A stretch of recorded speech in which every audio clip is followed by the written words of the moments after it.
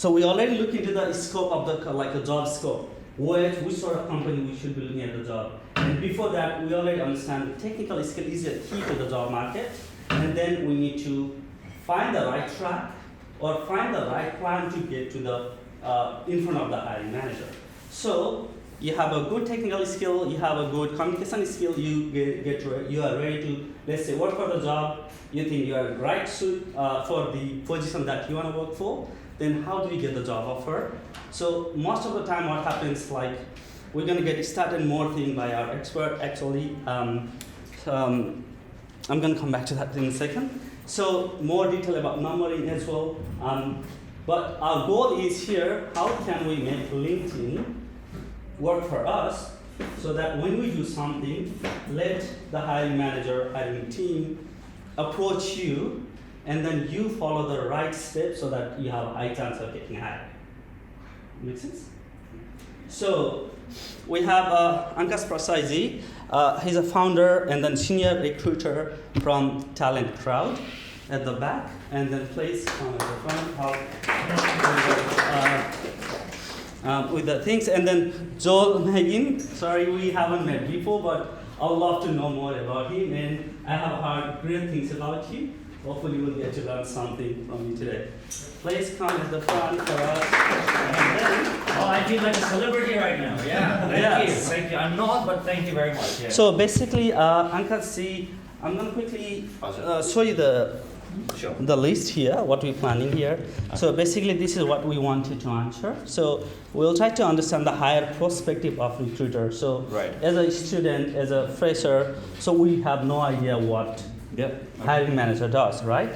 Joel, you want to come here? Yeah, Madanji, can you bring the chair, still the one we used for photo? Thank you.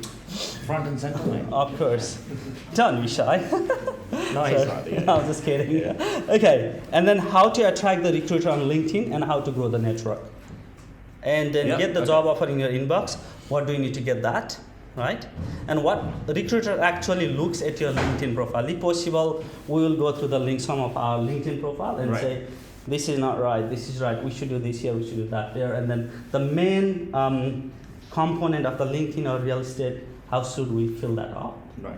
Yeah, and then of course we're doing the free LinkedIn professional setup before. We can take our photo later. You're not charging them anything for it. It's free. Yeah, that's true. Maybe I can get mine done. Yes. Yeah. And most importantly, I want you to talk about the AI power software. Sure. That how that helps you to find the job better. Okay, so that's usually the chair for here. Okay. You want to no, I'm gonna sit at the back. Okay, and there you go. Take it over, and then before we go there, we'll have our Joel as well. He will share his experience. There is no discussion about whatever we're going to talk about. The best thing is now you have two expert over in combination 35 to 40 years of experience that you cannot buy. So you're getting for free.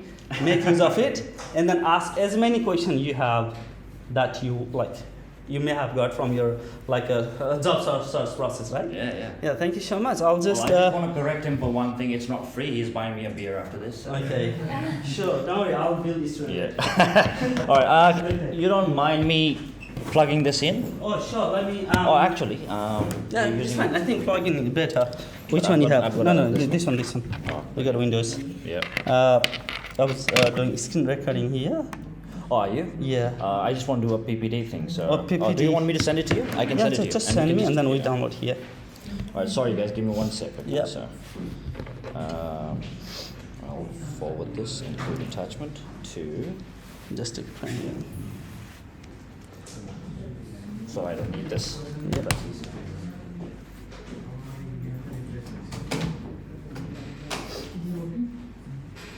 I think sent. I think you have my email, or did I send to some other print? Can you have a look what we just sent to? I'll quickly pull that in.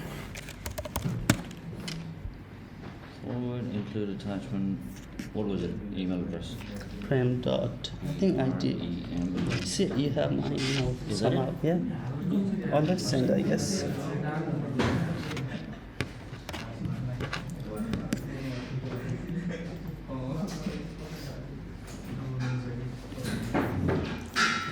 how many of you here Nepalese? Okay, how many here from India? The few students didn't come from India. Right, I'm half Indian, so my wife's Indian, so you know, Me too, my wife Indian too, by the way. son's half Indian. How many here from anywhere else? I went from nowhere else, Oh, nowhere. yeah, we've got one odd-legged chicken here. Yeah. All right. So Nepal, India, and well, he's got like 3 citizenships, so we don't know what to call him. So he's Australian, British, Maltese now. Are you Maltese yet? Yeah, Maltese as well. So there you go. You know. Right. Okay. So can you drop that file into the LinkedIn somehow? I haven't Yeah, of received course. the email.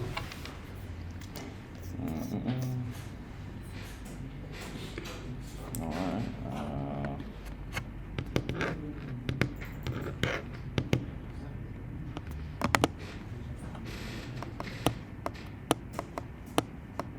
Send this Just drop via it. LinkedIn. How do I drop it to LinkedIn? Can you download it and then upload it? What if I message you? Would that work? Yeah, what's happening? What's happening? Yeah, what's happening? Oh, okay. That works. Yeah, it's even better. Ready? Mm-hmm. Okay. What's Go to up? there. Search my name. This one? Next. Yeah. Yeah, send it. Oh, okay. There you go. And I can open WhatsApp here. Technology. There you go. And I'm supposed to be the tech recruiter. Haha. There you go. Something to learn, something to teach, isn't it? Did you have a class with them today? Half of them, yes. We had class until 3. And some of them went back, some of them So stayed. they've already had a long day, you know. So, yeah. Don't Thank worry. you for staying back, guys. Appreciate it. Thank you. They are very like a much. horse. Yeah, They can keep running. been here Okay. for a long time. So I'll just pull this one right. I'm gonna activate this. I'll just leave this open here for Yeah. now. And let's pull this PPT here. So Oh, there we go. Okay. this screen is shared, and this is screen if you in case want to Yeah, so I can just do share that, it. Yeah. right? Yeah. Click there and then the next one. Okay. Yeah. All right. Thank you very much. No worries. There you go. Thank you. Thank you. Thank you. All right, guys. So I've known Premji here for a while now through kind of mutual network, and I really appreciate what he's doing. Especially, I know that he's very passionate about teaching, and not just teaching, but helping people kind of find the next opportunity and guiding students. And that's something that I thought was kind of I really appreciated because just like you guys, I came into this country like years ago, and unfortunately I didn't have any mentors who would guide me through all these job search process or anything. You had to do everything on your own, and it was bloody difficult, so it's really good to have some mentorship and someone who's willing to kind of guide you and help you, and not just train on your everyday technology training stuff, the development cycle, but also guides you in your career path. So, and that's something I appreciate about him, and I know he genuinely cares, and he does that, which is hence why I decided, I'm happy to drive down an hour and and come here. That's fine, right? So thank you again. Well done, Premji. Appreciate what you do. Along the way, because gentleman here has been my friend. Joel's been my friend of mine for the last 10 years. He lives nearby, so I thought I'd just kind of tag him along as well. Yeah. And I thought he could definitely add value to our conversation today as well. He's got a wealth of experience. I've only been in the technology recruitment for about 10 years, but he's been in this industry for about 20 years now. Sales, business development, and technology recruitment. So he was working in the UK previously, and then he moved here, and we've just become family friends over time. So we used to work together in a recruitment firm back in 2011. Yep, Oracle contractors. And then from there on, we've been kind of working on and off. I started Talent Crowd in 2017, and I've got a small team in India, small team in Philippines, and I work with a lot of clients here. And Joel's worked across different clients as well. So we basically bounce ideas off each other, and we support each other whenever we can. So it's like a good supporting network now. Okay. And hopefully in the next few years, you guys will go into kind of working where you like, corporate worlds, doing what you love to do. But one of the most important things here is not just the skill set that you have and the expertise that you have, but also your networking skills that will really get you to the next level. Okay, and that's kind of where he invited me to talk to you guys a little bit about, and that's what we're going to share. And particularly when we talk about networking, a lot of things is all online now, right? So obviously COVID hit, no one's going anywhere. We can't go out and hang out for coffees or lunches or beers or anything. So it's more like online thing, and it's become even more difficult. And when you talk about professional networking, I think there's no other platform that beats LinkedIn. Okay, as a recruiter myself, that's my number one go-to platform. So I don't even have to advertise jobs anymore. I just post an update on LinkedIn, and people will start referring people. Okay, or they'll raise their hand. Hey, I'm interested. So that's all kind of your network built over years. But it's not just me taking from them. You also have to think about how do you add value, all right, to your network. Why would they connect with you? Why would they be interested in helping you out in your next job search or referring you to a great opportunity? So you've got to think about that, and that's what we're going to talk about today. All right, so I'm happy to share my knowledge and experience with you guys, and I'm happy to give you a little bit of step-by-step guidance as well. Great, that would be helpful. Yeah. So I've prepared a small step-by-step guidance for you guys. I can share that with Premji later, and he can pass it on to you guys. Yeah, and maybe note it down, guys. That will help you. Yeah, so it'll help you. Okay, so how far are you from graduating? I think it's 3 months. This guys.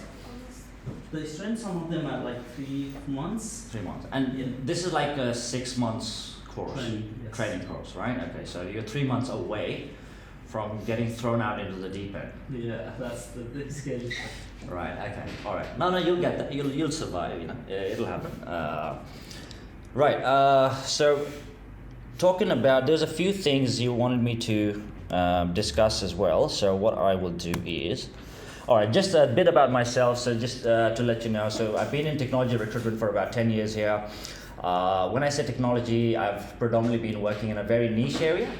It's ERP, which is Enterprise Resource Planning, mostly SAP, Oracle, Microsoft. You've heard about these things, right? So, okay, that's what I've been doing mostly. Joel here, he's worked across a lot of things, and including, which might help some of you as well down the line, software development, okay? So he's worked for a software development firm for a number of years called Innovent. They also had a team in Philippines where we came in and we helped him hire more people there. So yeah, he's got a lot more knowledge than I do around those areas. And I founded Talent Crowd in 2017. Prior to that, I was working for different recruitment agencies. And then currently we are developing an AI-driven intelligent talent engagement platform. So it's still in progress. It's work in progress. So the whole development process is going to take about 9 months' time. So we've got a team working on it. So for now, if you go on to talentcrowd.com.au, it's pretty much just a job board at the moment. Okay, so it's still in progress. But apart from doing that, my bread and butter is in recruitment, so that's what I do every day, most of the time. All right. So first of all, before we start this, can I give you guys a bit of a shock first? Is that okay? Sure. About the whole market? Yeah. I think that'll really help. That will always be helpful, Yeah, like the real thing, okay? Before we start with this, how to network and how to go about it. At least we need to know why we should even do this. That's right, okay. Have you guys started applying for jobs yet? Not yet. You have? Okay, cool. You have? No. Not yet. Someone's nodded their head. You did? And you did as well. Yeah. Excellent. All right. Have you already graduated from here or soon to graduate? I did graduate. Brilliant. Well done. So you're actively looking. Good. So are you? I'm not taking a course here, but I am actually looking for a job. Okay. Good. Actively looking. Right. All right. Have you guys had any interviews yet? I had one. Brilliant. With who? It was for a business analyst, junior business analyst position with Movigo Group. Which group? Movigo Group. Movigo. Yeah. Okay. What do they do? They're an automotive industry. So, but then in automotive, they're building a lot of platforms Right. with teams management, and then they are doing this They're making multiple systems for fleet Right. system as well, telematics and all that. So I had an interview with them, went well, but they chose to hire someone from the internal source. So that was one interview I had. That was one. Okay, and they chose to hire someone else from internally. This thing. Okay, a business analyst role. Yeah. Right. And have you had any interviews yet? Not yet. Okay. Right. Okay. All right. Have you guys spoken to recruiters yet? Quite a few of them. A few of them. A few of them. Okay. Right. Okay. All right. So to give you an idea, okay. So we've got a very kind of the last time I went into a room full of people. So there were about half of them who were actively looking and interviewing and all these things. So I got a lot of information about who's interviewing, what company, and what roles and all those stuff. Okay, here we've got kind of at the moment you who's interviewed. So this will be a list on, it will be listening by the people who is already actively listening, Yeah. looking for the job as Great, well. great, brilliant. Back and forth with the recruiter, they every day send me messages, hey, this person has approached me like this, how do I respond back to them? That's So right. you can think they are not here, but they will be watching it. But they'll be watching. Okay, brilliant, brilliant. All right. Anyway, so just to give you an idea, so do you apply through LinkedIn or Seek? Both. Seek mostly. Okay. Okay. So, from a stats perspective, approximately I would say probably 30 to 40% of the jobs posted on Seek are fake. Oh, Okay. So there's no job there. All right. So shocking. yeah, right. Okay, and it's not cheap. So every job post is about $350. Okay, right. Now, why are there fake job posts? Okay, all right. So talking to you about recruitment mindset. Now, I'm talking about agency recruitment. I'm talking about jobs posted from recruitment agents. Okay, and I used to be in that shoes 10 years ago. So I'm sharing this with you guys. Okay, and recruiters are going to hate this. All right. So my job is the normal job when I have requirements from clients, and then I'm sourcing candidates, I'm qualifying candidates, screening candidates, and I'm doing that every day. But there are times when, as a 360 agency recruiter, you're also like chasing numbers all the time. You have to find your own clients, find your own leads, chase those leads, and close them. Okay? So the reason for these fake job posts is basically getting leads out of them. All right. So how it works is, before I leave the office in the end of the day, I post 2 to 3 jobs which are very generic, because I don't have a proper job, right, from a client. I don't have a requirement. So what I do is I post generic jobs. Oh, we're looking for a business analyst with 0 to 2 years experience, or just a recent graduate who can do a couple of these things, this and that. Great culture, great environment, get in touch. Great company, whatever, right? So a business analyst who is actively looking applies for that job.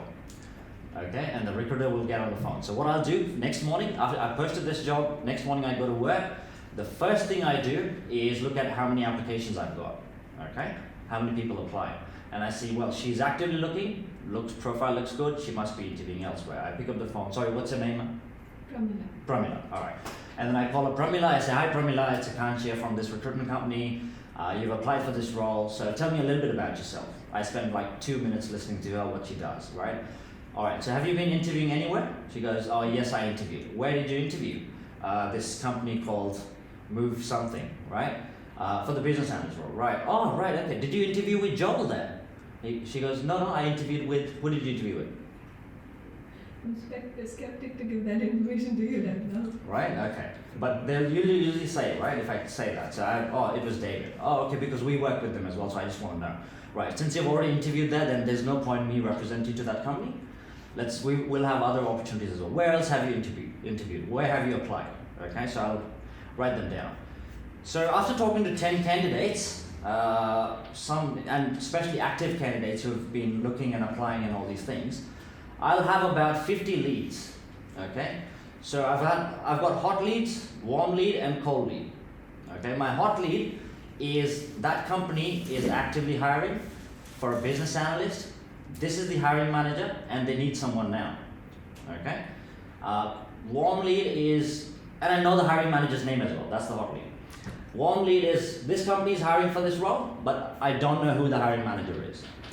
Okay, and cold lead is, this company was hiring 2 weeks ago. I don't know whether they filled that role or not. So we kind of categorize them. So what's the first thing that I'm going to do after I talk to her? Oh, spot on, mate. All right, so that's a hot lead right there. So I call up the company, and I'm a recruiter. I can find numbers easy. Okay, it's very easy for me to find contacts. Hey Joel, I know you're looking for a business analyst, and I've got the best business analyst right now. Really good skill set, this, that. Would you like to have a look? And you don't have to pay me if you don't hire them. And for him, the most important thing is he doesn't care about paying me commission. He cares about finding the right person for the team, finding the best person. And I told him, you don't have to pay me if you don't hire this person. But I've got like 2 best business analysts who have just become available. Do you want to have a look at them? He'll be like, all right, mate, send them through. There you go, my candidates go in. You just shot yourself in the foot right there, you know, all right?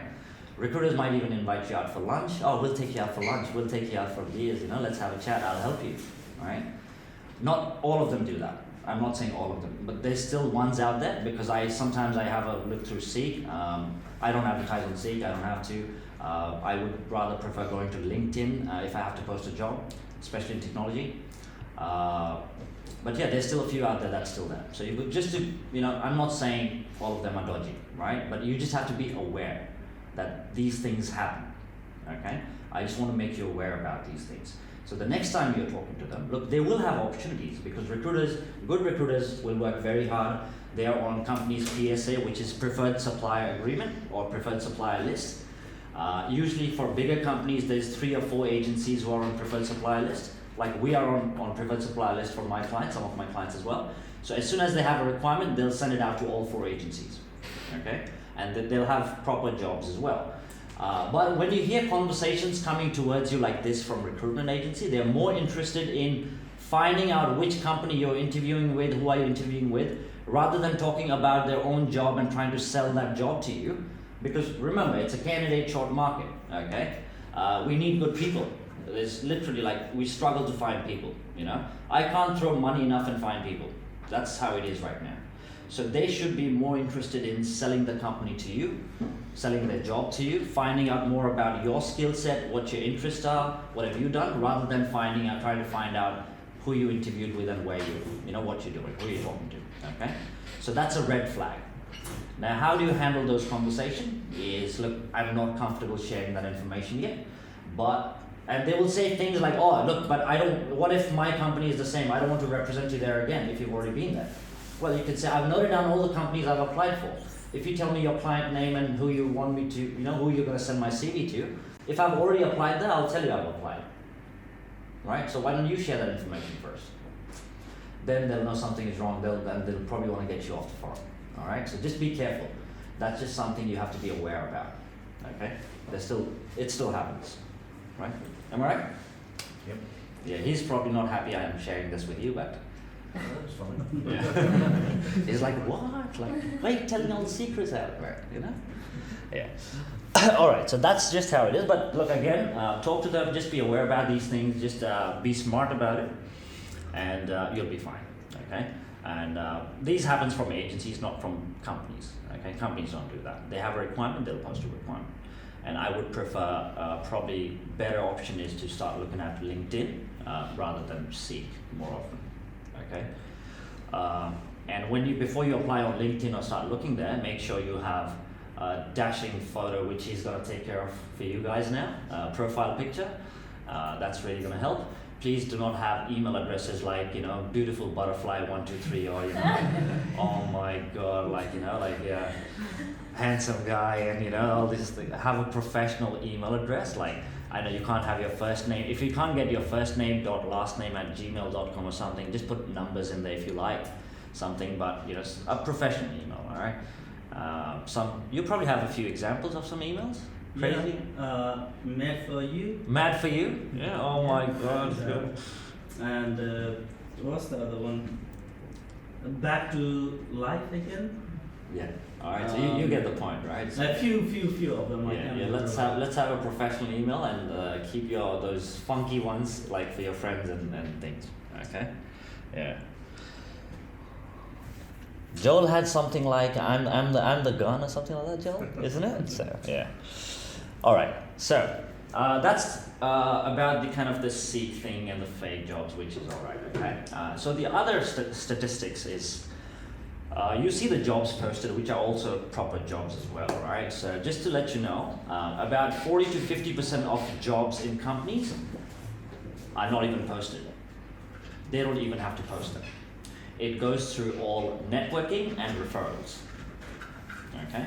Right. Referrals and networking. And that's where kind of you want to tap that market where, you know, before even the job comes out and 50 people apply for it, like you've already got the job. Okay, you already know, you get an insight into it. All right? It's true. Right? So for example, like I have a job. I have probably a dozen right now which are urgent jobs. I haven't advertised on LinkedIn or Seek. What I have done is posted it up on my LinkedIn profile that, hey, I'm hiring for these people. I have my network, they'll start referring people to me. I'll talk to a few people, I'll say, are you available? If they're not, they'll start referring other people to me. Okay? So if you go onto LinkedIn or Seek jobs and then look for my jobs, you won't find my jobs because it's not there. But I managed to fill all of them, most of them. Okay? I still find people. So networking is probably one of the best ways to do that. All right. So let's talk about networking now. So that was just a kind of a little bit of an insight. Anyone in shock about this thing? Definitely. Yeah? About the whole fake jobs and lead generation kind of thing? Yep. Yeah? So next time, my friend, you're going to be a little careful when you talk to recruiters? Yeah? Okay, good, good. Yeah. Well, I don't do that anymore. I don't have to, all right? So I left that long time ago. Yeah. So to be honest, so Joel and me, we've been in this industry for a while, right? So when we saw that happen, it was kind of against our principles as well. Okay, like we had to do it because it was our job. We were working for someone. It was all about numbers on the board, and you had to hit targets and stuff, and that's how you have to generate your own leads. But we hated doing that. And one fine day we decided, you know what, this is not for us. It's not the right thing to do. Okay, so yeah. But there's still a lot of people who are just like, it's just about money. It doesn't matter, right? All right, good. So this is about networking. Let's talk quickly about networking now. All right, so submitting hundreds of applications online is not only tedious, but also has a very low rate of return. So for, let's say, you apply for 10 jobs, sometimes you may even have to tailor your resume every time and maybe put a few things differently according to the job requirement, right? According to this thing. So it is a tedious task. You have to look through all the job posts and then try to find the right one. And then, when you go through the application process, again, every company uses different systems. So it's very tedious, like you've been doing that, right? You guys have been doing that now, so you can understand. Finding a job is like a full-time job in itself, right? Sure. Okay, so it is tedious. Networking, however, is a much more efficient way to land a job. Okay, and that's what we're going to talk about today. All right, some networking methods. Meeting for a coffee, you can go to job fairs, do some volunteer work, you meet people similar industry, similar this thing. Starting a meetup. So you can go on, who here knows about Meetup? The site called Meetup. Anyone? All right.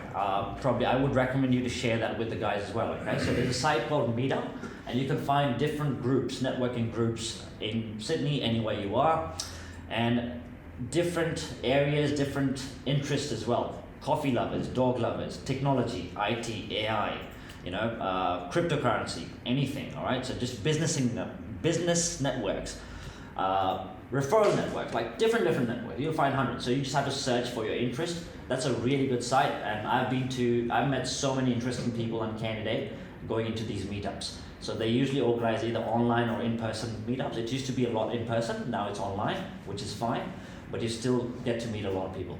A lot of big companies now do meetups as well. They're on meetups. So for example, I recently attended one, which was done with Atlassian. Anyone here knows Atlassian? I've been there a few times. Okay, good, all right.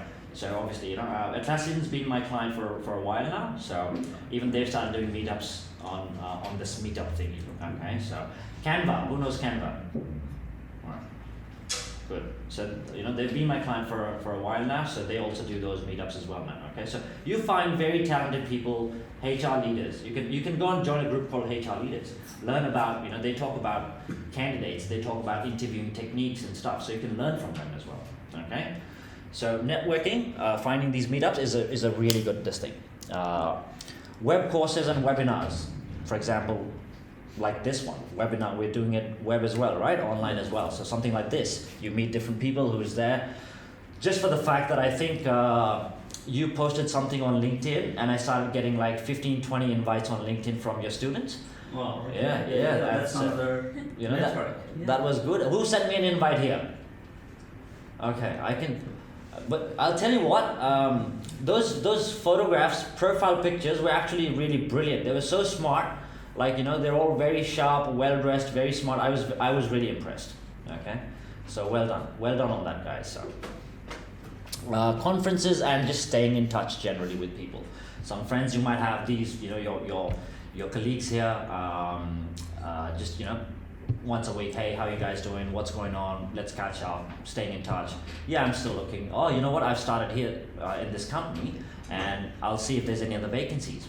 So people will refer things to you as well, other jobs as well. So just kind of keeping in touch.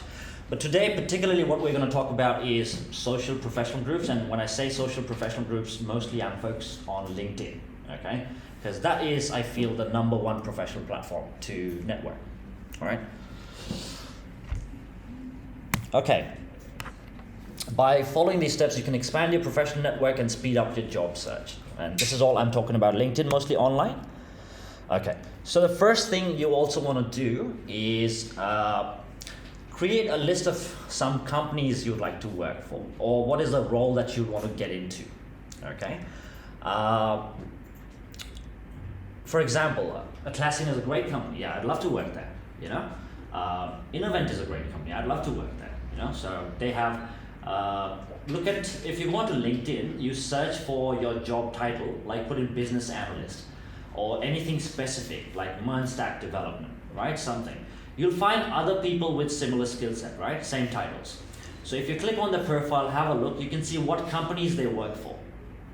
All right. So this is so good. Like it's free, but it gives you all this information. So make a list of, okay, these are the companies where like really good people work, like top level people work in these companies. I'd love to work in these companies, Also look at their profile and see what kind of skill set do they have. So that gives you a lot of information, all right? And that's kind of the role. Oh, someone's been a business analyst and then they became a technical analyst or they became a solution architect. And is that the career path I want to go into? Maybe not. Someone got into project management after that. After BA, they became a project manager and then a program manager. Yeah, that's probably where I want to go. So you see the career path as well. Okay, it gives you an idea. So make a list of those things first. You have to do a little bit of homework about I'm not just trying to find this job right now, and I want to do this job because obviously, yes, everyone has to pay their bills. Everyone has to work. You may even be doing some side work. You may be working Woolies, Coles, anywhere. Everyone's got to do things, but you're not just looking for a job just to pay the bills. You're trying to build a career. So think from that perspective, okay? What are the best companies? What companies would I like to work for? Even if you don't get into them today, you're aspiring to get that down the line, okay? You might be working for 3 different companies, mid-sized companies, small to mid-sized companies now, but you're building your skill set, you're building your knowledge, your experience. So down the line, 3 years later, when you apply over there, you're going to be a lot more prepared. Okay, think about it that way. It's long term. All right, this is what I just told you about. So identify a few people as well. Okay, in those companies. For example, you found a company that you feel, yes, this is a company where they hire similar skill set. It looks good. People are happy. I would love to work in a place like this. Now within that company, you'll find employees there. Okay. So click on that, you'll find a list of people who work there. Now try and find people who you can either identify with or similar roles at senior level, or also find HR contacts, because HR are recruitment people within that company, okay, and send them an invite, because they are also looking for candidates all the time, and you're actually being proactive and you're actually reaching out to them rather than them spending time searching for you, okay. So they'll actually appreciate that. Find these people, send them an invite. Now, if you're sending to HR, just be, hey, I just came across your profile, would love to connect, learn more about the team and the organization. That's about it, right? If you're connecting to, let's say, someone within your field, let's say a business analyst, hi, I'm just a recent graduate, business analyst, I'd love to connect and learn from you. That's it, right? Most likely they'll connect because they would want to help. Oh, this person is a graduate and a BA and aspiring person, maybe I can help some ways, all right? So find those people and list them down, reach out to them. Same thing, this is just an example of a message that you would send, right? For example, I said, hi Amy, I'm a recent software graduate based in Sydney. I'd be keen to connect and learn more about you and your team at Atlassian. Cheers, Akash. Okay? Something like that. This is, let's say, someone you're sending to, even if it's HR, fine. Even if it's within your own area of, let's say, development or technology, that's fine as well. Okay? So something like that. And yeah, I'll share this with you later, and you can share it with the team as well. Okay? So yeah. All right. So once you've connected, they've accepted your invite. Okay? Now, next thing is, don't straight away bombard them with messages. Oh, I'm looking for a job. Okay, have you got anything for me? I'm this. I get that like 20 times a day, straight away. Someone sends me an invite, and then I connect. Next thing, I get a sales pitch. Okay, seriously, I'm just like at least build some rapport, build something first. So it's ridiculous.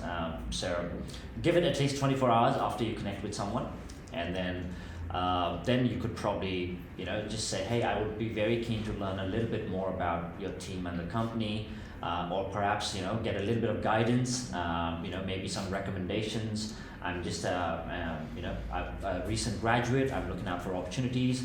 I've seen you've been in this industry for a long time. You're a senior BA or a program manager or within the HR team. I would love to have a quick chat with you anytime this week or next, anytime that suits you. And probably get a little bit of feedback or advice from you, right? So you're basically asking them for a favor, okay? Like, can we have a chat? I'd be keen to learn more from you about the company or about this. People are a lot more acceptable. You would not believe it. There's a saying, right? If you don't ask, you never get, okay? And you might get rejections as well. That's fine, okay? If you send a message out to 20 people, and 18 of them say don't respond, or 10 don't respond, 8 of them say sorry, I don't have the time, not interested, thanks for your message, that's fine. But you're looking for those 2 people who are willing to guide you, willing to have a chat with you. And as soon as that happens, you've already built a rapport with this person in that company. Okay? Think about it, this job search process or networking process is also a sales process. You're trying to sell yourself, but you're not trying to hard sell yourself, You're just trying to get some information, build that rapport. All right, think about it that way. All right. This is another message, for example, which I would probably send when someone's connected. This is for you guys, basically. So same thing here. I said, hi, Amy. Thank you for accepting my invite. It's great to connect with you. I came across a junior software engineer role at Atlassian and was keen to learn more about the opportunity and the team culture within the organization. I was hoping perhaps you could give me some insight, Would you be open to having a quick chat sometime this week or next? I'd really appreciate your time. So again, this is something, if you're sending it, for example, to a HR person, okay? You send an invite to a HR person in the company, and this person accepted your invite. Let's say her name's Amy, and you know that there's an active role there. That would be your next message, okay? I'd be keen to learn more about the opportunity, and the team and the culture. Rather than just sending your CV straight through, don't do that, okay? Oh, here's a copy of my CV, thank you very much, okay? It's going straight to the bin, okay? Yeah, don't do that, okay? So think about it this way, you're also an asset to the company if you join that, okay? So don't sell yourself too cheap, right, okay? Like I post something and a lot of folks will just write one word, interested. There's a full thing, and they'll write one comment, interested. I don't even look at their profile, right? I'm like, what a waste of time, okay? Like, seriously, If I'm connected to them, or even if not, you could at least send me a message saying, hey, saw your job post, keen to learn more about the opportunity, this and that. Would you be open to having a chat? Now I'm interested to learn about it, okay?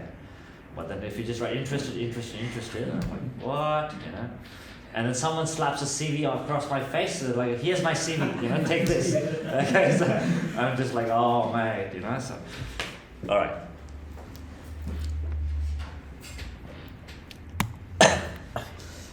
और हिंदी में क्या करना है भैया भाव बढ़ाओ थोड़ा wait. Do you speak Hindi? I understand, but I don't speak. Whereabouts in India are you from? South.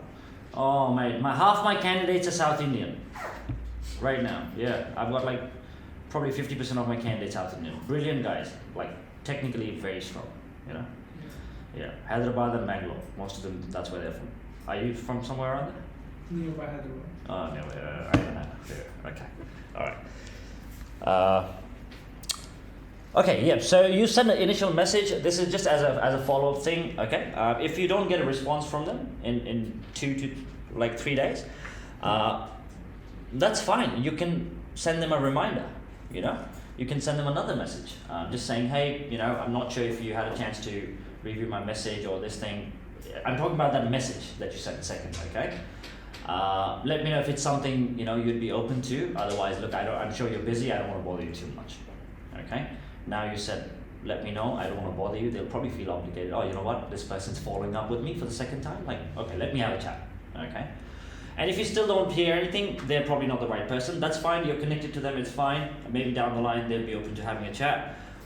Find other people, okay? That's the thing. All right, someone agrees to speak with you. Right, okay.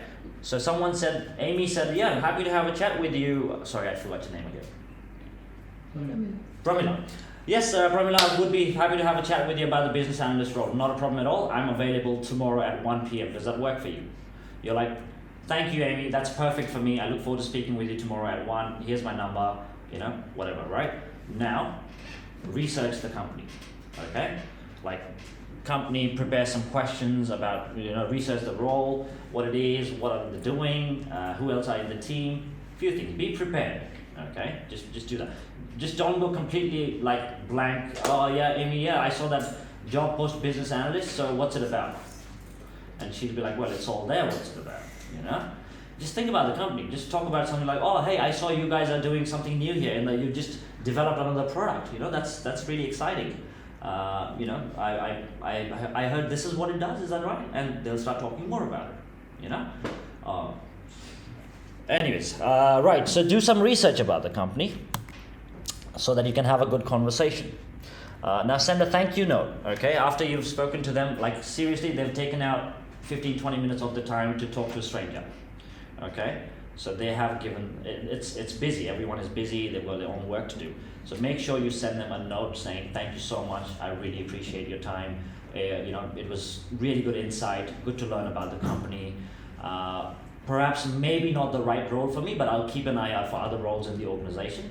Or yes, sounds like an exciting role, maybe it might be a good fit. You know, would you be happy for me to apply for the role? Something like that. Or I'm going to apply internally, something like that, okay? But thank them. A lot of people forget, like I talk to so many people and then they just like completely forget about what I've said. All right, so I'm like, okay, well, maybe. Okay, stay in touch, right? So the next thing is the golden rule of networking. If you reach out to your contacts only when you need a job, it will hurt you in the long run, okay? So don't just reach out just because you want something now and then you disappear, okay? Stay in touch, like how's things going every now and then. Doesn't have to be immediate, like every day, you know? Not like 9 o'clock, you'd be like texting them, have you had dinner yet? You know, so don't do that, you'll be a stalker, okay? So, yeah, if a HR, for example, HR in a classroom connects with you, like I've got another, right, okay, maybe I should share names, all right? So I'm just being careful here. But yeah, then, you know, 7 o'clock at night, he sent a message, have you had dinner yet? Like, what's going on, you know, thanks for chatting, don't do that. All right, but yeah, keep in touch, how's things going? Oh, you know, if they share something, maybe like and share back.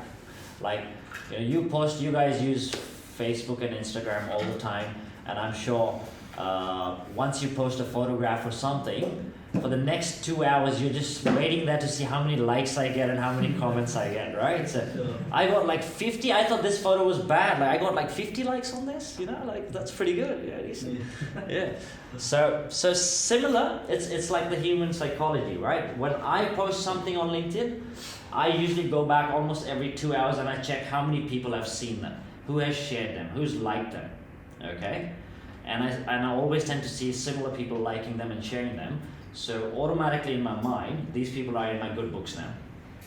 Okay? So if I have something suitable, first thing I'll probably reach out to them. Because in return, they're helping me share my job, you know? They're helping me network with more people. So that's how you help them out, okay? They post a job, someone in your network posts a job, it's not suitable for you, like it, share it. Just say, oh, this sounds like a great opportunity, put something on it, okay? And they'll appreciate that. All right, stay active and think about how you can add more value to your network. Exactly what we just spoke about, right? So this is a very simple way of you adding more value to your network. Because you know that you just posted a sexy picture on Facebook and someone's liked it. Now they posted a picture, they would expect that you're gonna like it as well, right? Return the favor. Exactly. All right, so yeah. All right, remember networking is not collecting people, but connecting with people. Okay, it doesn't matter how many people, what's your network size. Like you might have 500.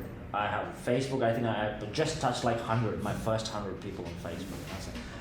Doesn't matter how many people you have in your network. You know, it's not just about collecting more and more people. It's more about the connections you build out of that. Okay, how many people you generally care about, you assist them and they assist you back.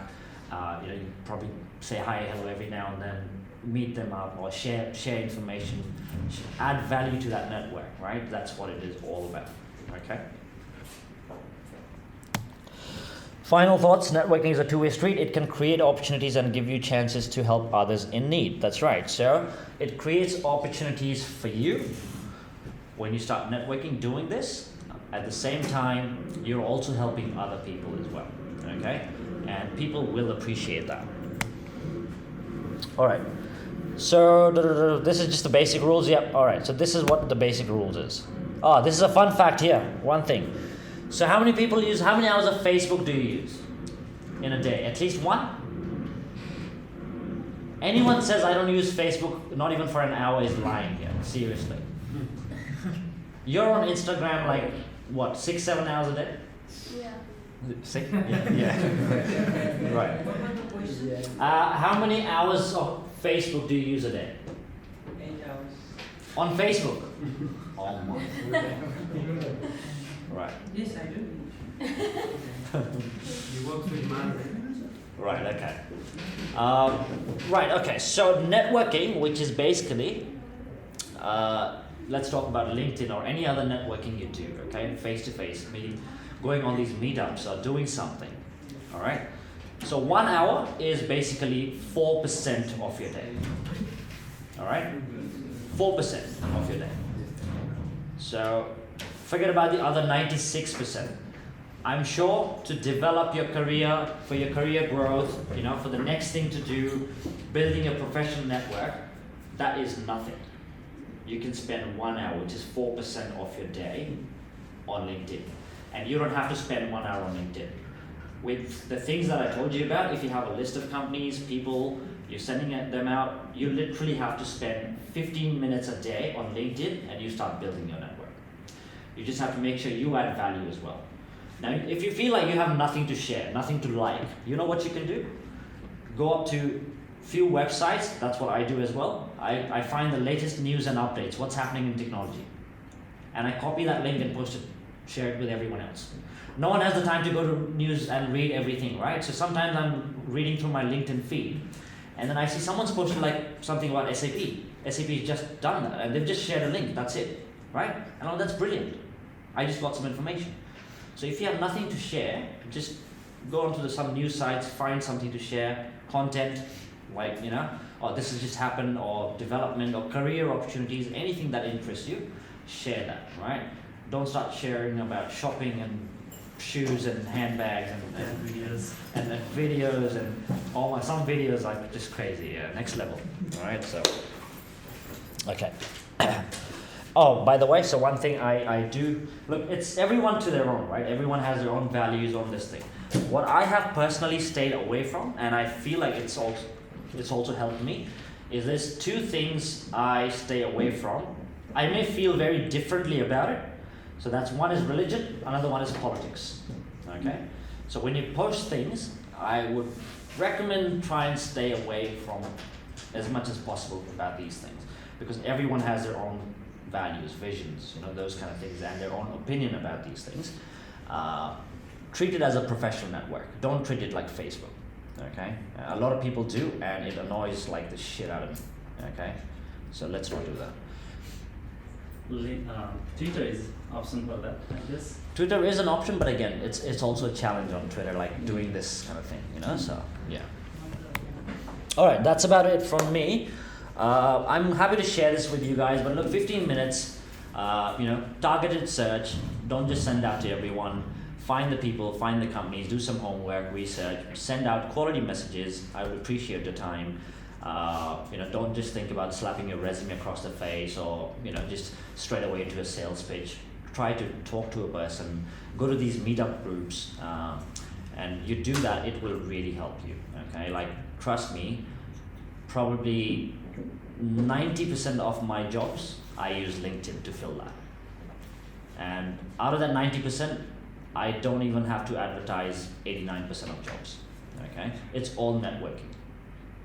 It's all networking, so it works. It works, especially during after COVID and stuff. It's just gone crazy because now people are all online, and that's how they kind of network and talk to each other. So it's really gone up. Hopefully this helps you guys. Can we do some Q&A if anybody has it, starting with me? Yeah. Sure. One thing. You wanted to talk about technology and recruiters, what they look for? Yeah, first, I want to do one thing. First, quickly about the posting link. I think I heard about the algorithm. So if you post a link on the, correct me if I'm wrong, if you post external resources or link on LinkedIn or any platform, usually the platform, they don't like you taking somebody else away from their platform. Mm-hmm. So they don't promote your post much to the other people.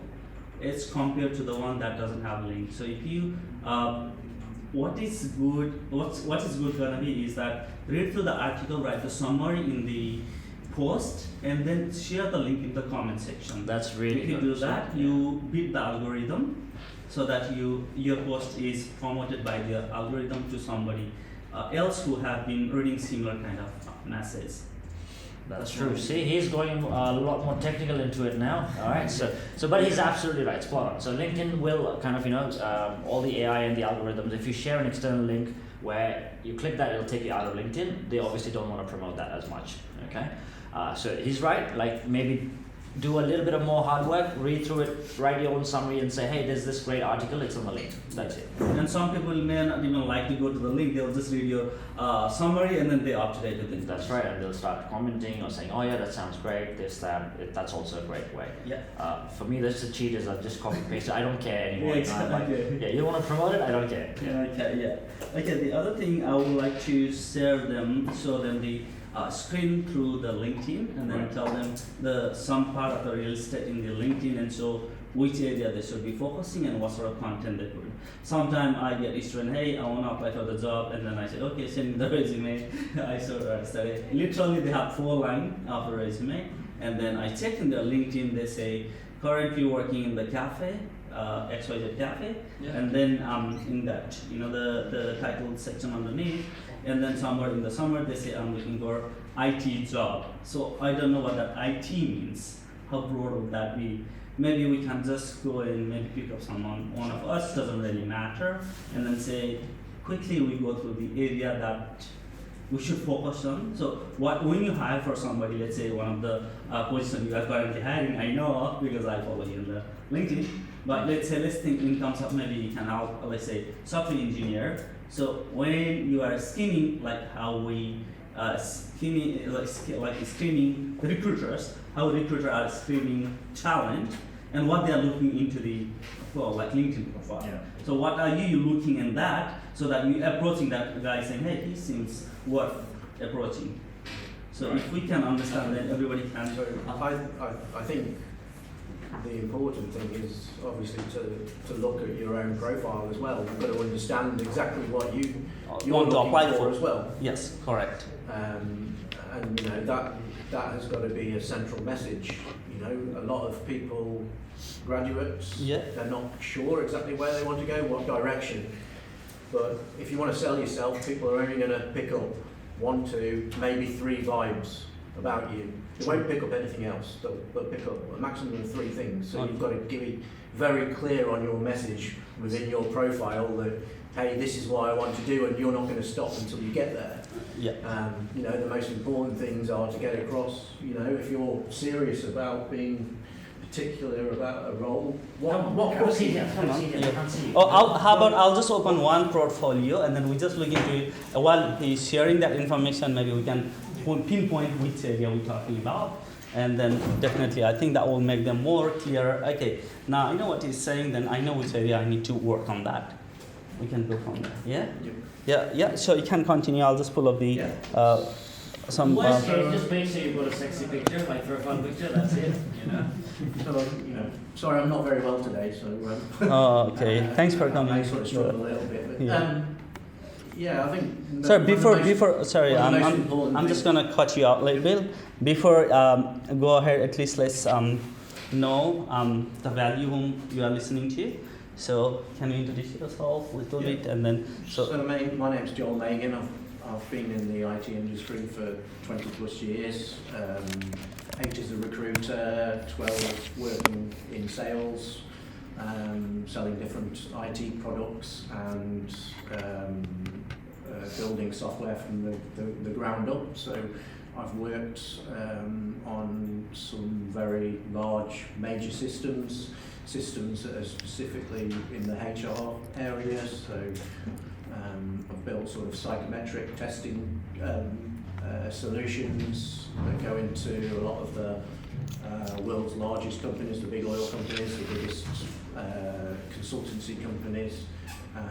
Been used, you know, across multiple different industry sectors, and then each and every company that I've tended to join, they've always wanted to make use of my expertise in recruitment as well. So I've ended up being, you know, one of the main contacts for recruitment and sales. So kind of what we call a T-shaped individual, someone that can work on a couple of different areas. You know, so I've probably interviewed a couple of thousand IT consultants, mainly in Microsoft tools and technologies. You know, the tools and technologies change all the time, so you know, from a recruitment perspective, I'm not too interested in what you know as a graduate from your IT background. I want to know how good you are at problem solving. You know, are you the person that knows exactly what they want and they're actually driving towards that and have that goal? You know, they may want to work in a specific industry sector.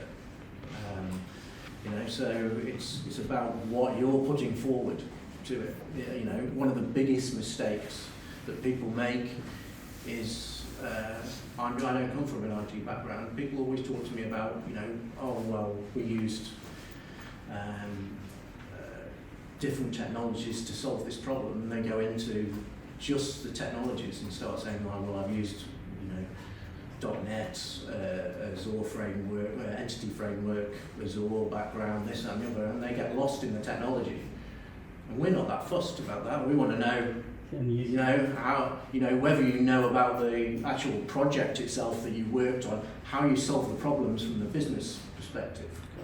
You know, and I think that is where a lot of people sort of go wrong, and you know, they start just putting lists of all the different technologies they've used. If you do that, people are just going to say, well, you know a little bit of everything, because you can't know everything. True. Down to that level, so you're better off going back to actual core areas, exactly where you want to be, you know. And if you've chosen the right career, there'll be lots of different opportunities within that, you know. And just from the way technology's gone in the last few years, people have moved away from full stack developers. People either want front end developers or back end developers. Going to the people that microservice, know a bit of in between, Yeah, etc. true. And I think it's kind of you need to know exactly what you want Yeah. and put that message out.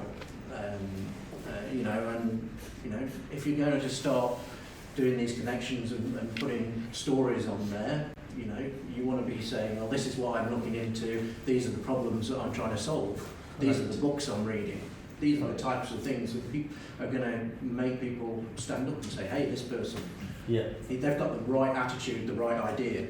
So I think that is absolutely key. So, The problem is when you're spending 8 hours on Instagram a day.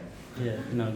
And I just usually what I say to my student is that think about what you wanna become in next 5 years and find those people who already that 5 years in LinkedIn and go through their history and see what they have done. Absolutely. Or simply just reach out to them like as you said, networking. Hey, I really want to be where you are today. Please guide me through it.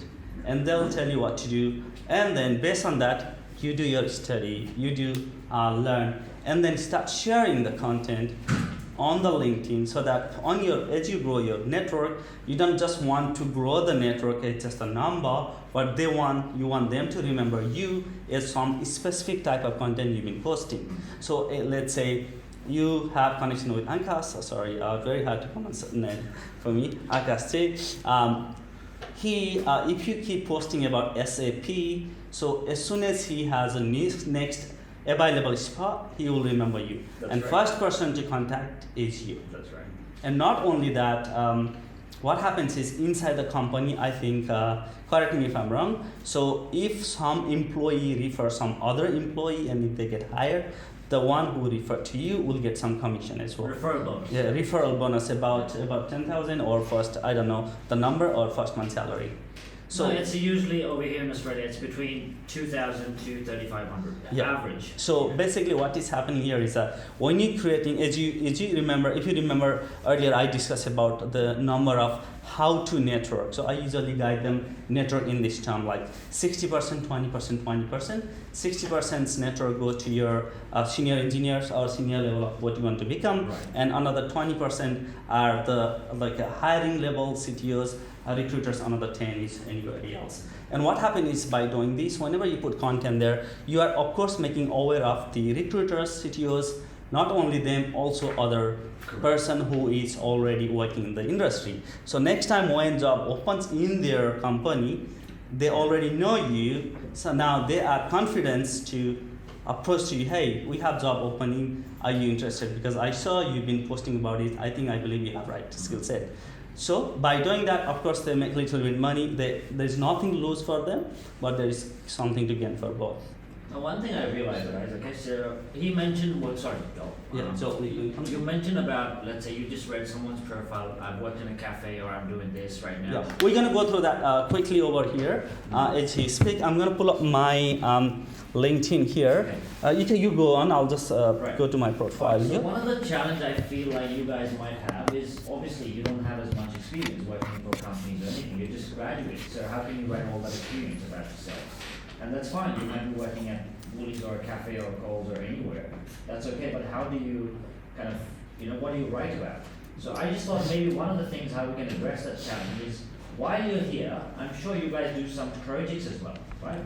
You have Many projects. You build some projects, a few of them, like whether you're building a website using certain things or whether you're trying to build something else like solving some problems. I'm sure. Yes, yeah, we have basically when we learn in this 6 months, our goal is to 95% technical learning, that including key skills as well as problem solving. Right. So basically goal is to giving them about if somebody working in real environment, amount of skill they gain between 1 to 2 years, they'll get that experience from here. Right. Brilliant. So that's the target. So what you do in the profile is there's a section which is that profile summary section.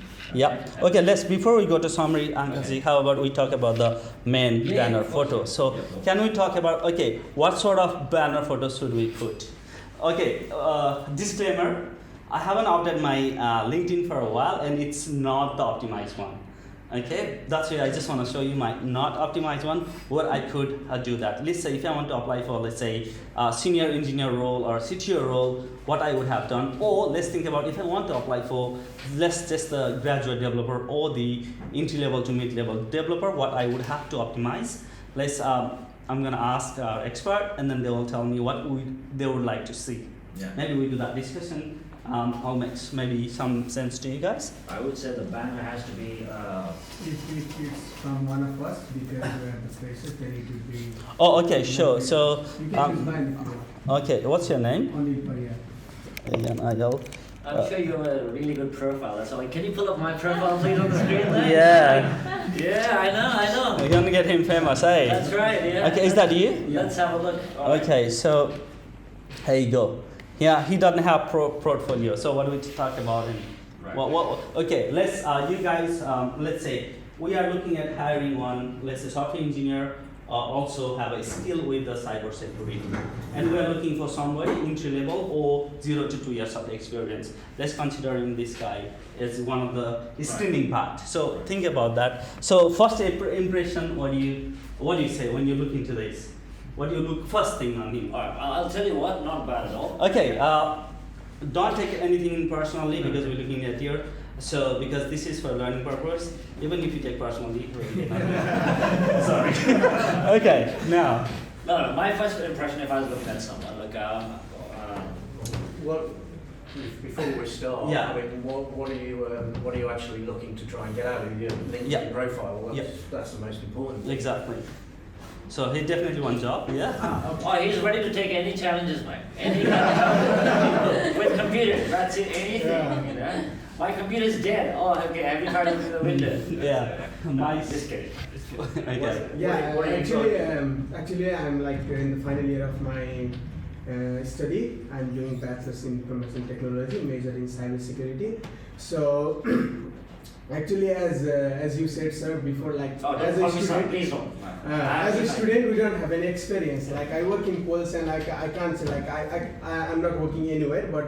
I think it's better to mention I work somewhere. Yeah, of course. Yeah. Because it seems like I'm working and I have like in every workplace we do a teamwork. Of course. So it's better than nothing. That's what I Oh, believe. I I have put like their team members in polls. That's what I am. Yeah. And through my LinkedIn profile, I want to reach to the people who are hiring the interns or the trainee or junior. Why you sell level. short again? Don't sell short yourself. Go for our own job.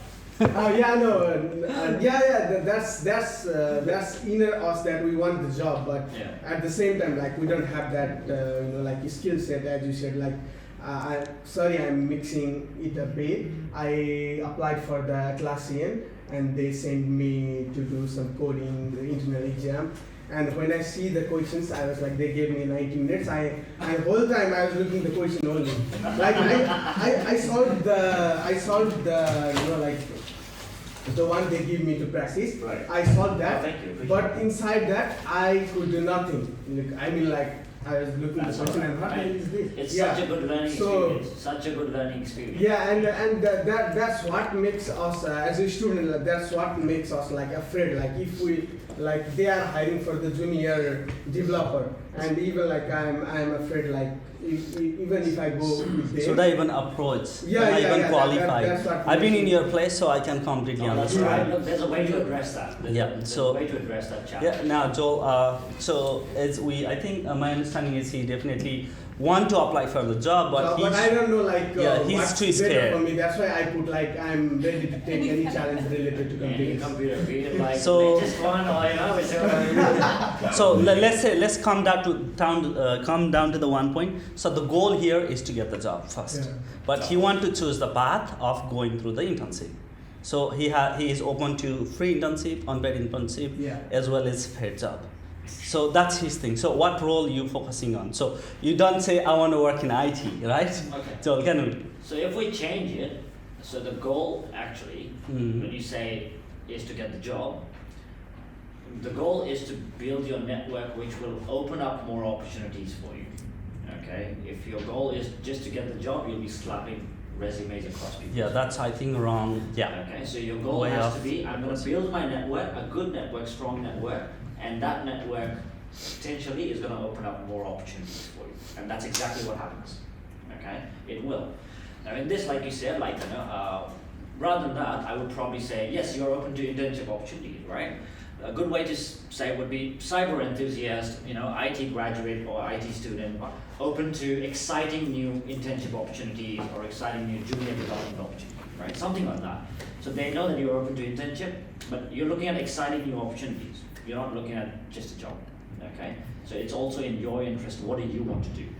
So someone looking at that will know that, okay, you're a graduate, that's fine. You're a cyber enthusiast and you're looking for exciting internship opportunities. So any company who has a cyber intelligence team, that will probably prefer you if they're hiring a graduate. I was going to say cyber security. Cyber security, right? That's a big thing, right? What it comes out to me. Like, If that's your interest. Yeah. And so yeah, you don't want to, I guess, limit yourself at this stage. That's why you said I'm open to taking on fixing any computers. Anyone's got a problem? I'll take anything. Throw anything at me, I'll fix it. So basically, it's what happens. I remember back in days, I just want to get into IT, no matter what, that kind of that, because I did not know exactly like how to network, how to target a specific job, and then what are the skills that I need, what I have to upgrade myself, and I just wanted to go something that I can get started with, and maybe from there I'll find the pathway up. So that's why most of us we put that like that. So here I have two, let's say cybersecurity. to me, I wouldn't hire somebody Yes. that doesn't know what they want to do. Exactly, Because correct. You have to make a decision. Remember that. You have to make a decision, okay? You cannot say I want to do everything. Very important point. So I'm gonna pull two portfolio here because we have most of us are developer, software developer, and some cyber security. We're gonna cross talk anyway, but the main area here is that how to gain the network and trust from the network so that we get referral. Okay, so we have two profiles. Let's talk about this. This is just a developer, again still studying, and this is he's not studying and he doesn't know anything. So he a little bit knows what market is and he is doing his best to build this, and let's say he doesn't know much. So considering both candidates, let's talk about that. So Joel, again, what is your opinion about putting the banner photo, and you can see, what do you say? Banner photo, what do you think? Okay, let's say he wants to go for cyber security, so he knows that, for example. And Vishal, he want to go for, he's saying JavaScript, Java, MERN, full stack developer trainer, training identity code, blah, blah, blah. I cannot see professional summary. Let's say IT enthusiastic person, again, currently making hand dirty by giving extra time on improving coding skills to pursue career in software industry. Now I can see that software industry. That is a little bit, I guess, specialized, I would say, but maybe not enough. Yeah, I mean, what is, again, I mean, what do you... Okay, let's say software developer. Software developer, I mean, what is the training being in, and is there any particular frameworks? Yes, that they have. Is used to know that they might... That's here. They're happy to interchange. Yeah, so this is like more specific technology, JavaScript and Monicet. That is very, very like specific technology. That's good. Yeah. So okay, again, let's come from top. What should we put? What's the actual framework? This one. This MERN is basically combination of MongoDB database, Express framework. React is a framework, and Node is a programming language. So they sets. So yeah, so this is like a big. See, I'm an SAP guy. I know nothing about this. Yeah. So okay, let's consider quickly. What do you think, Joel? What should we put into the banner? What do you think? Look, I'm to be honest, I'm not very fussed about the whole banner image. Someone doesn't have it, no problem. Okay, right? that's no problem. That is not like anything for me. If you put something in there which is interest to you, for example, you have someone coding, that's right. So we know he's passionate about coding. He's doing his job. He's got this stack thing, which is great. That one to me is perfectly fine. I have no problem with it. So if you don't have, it's okay too. It's absolutely fine. You don't need to have a banner image. Okay. or cybersecurity enthusiast. You could put that. Who someone hacked Vladimir Putin's this thing, isn't it? The website. Yeah. Cyber thing. Yeah, just maybe put his protect photo. Yeah, that's it. You know. Yeah. And just say it wasn't me. Yeah. Yeah. All right. Okay, Anything so- that's not too fast. What I do prefer to see though is a professional image. This is called professional area photo. A professional photograph. I would prefer to see some. A lot of people don't have it, which is fine. But I would prefer to see that. And if there's a professional, Okay. looking, nice looking listing, there's something. So it's another topic for another day. Yeah. But a very important topic, something is called unconscious bias. Every one of us has that. Okay. So when I'm driving, someone's driving really rash and suddenly crossing me off. The first thing that crosses their mind, either Indian or Chinese. Okay.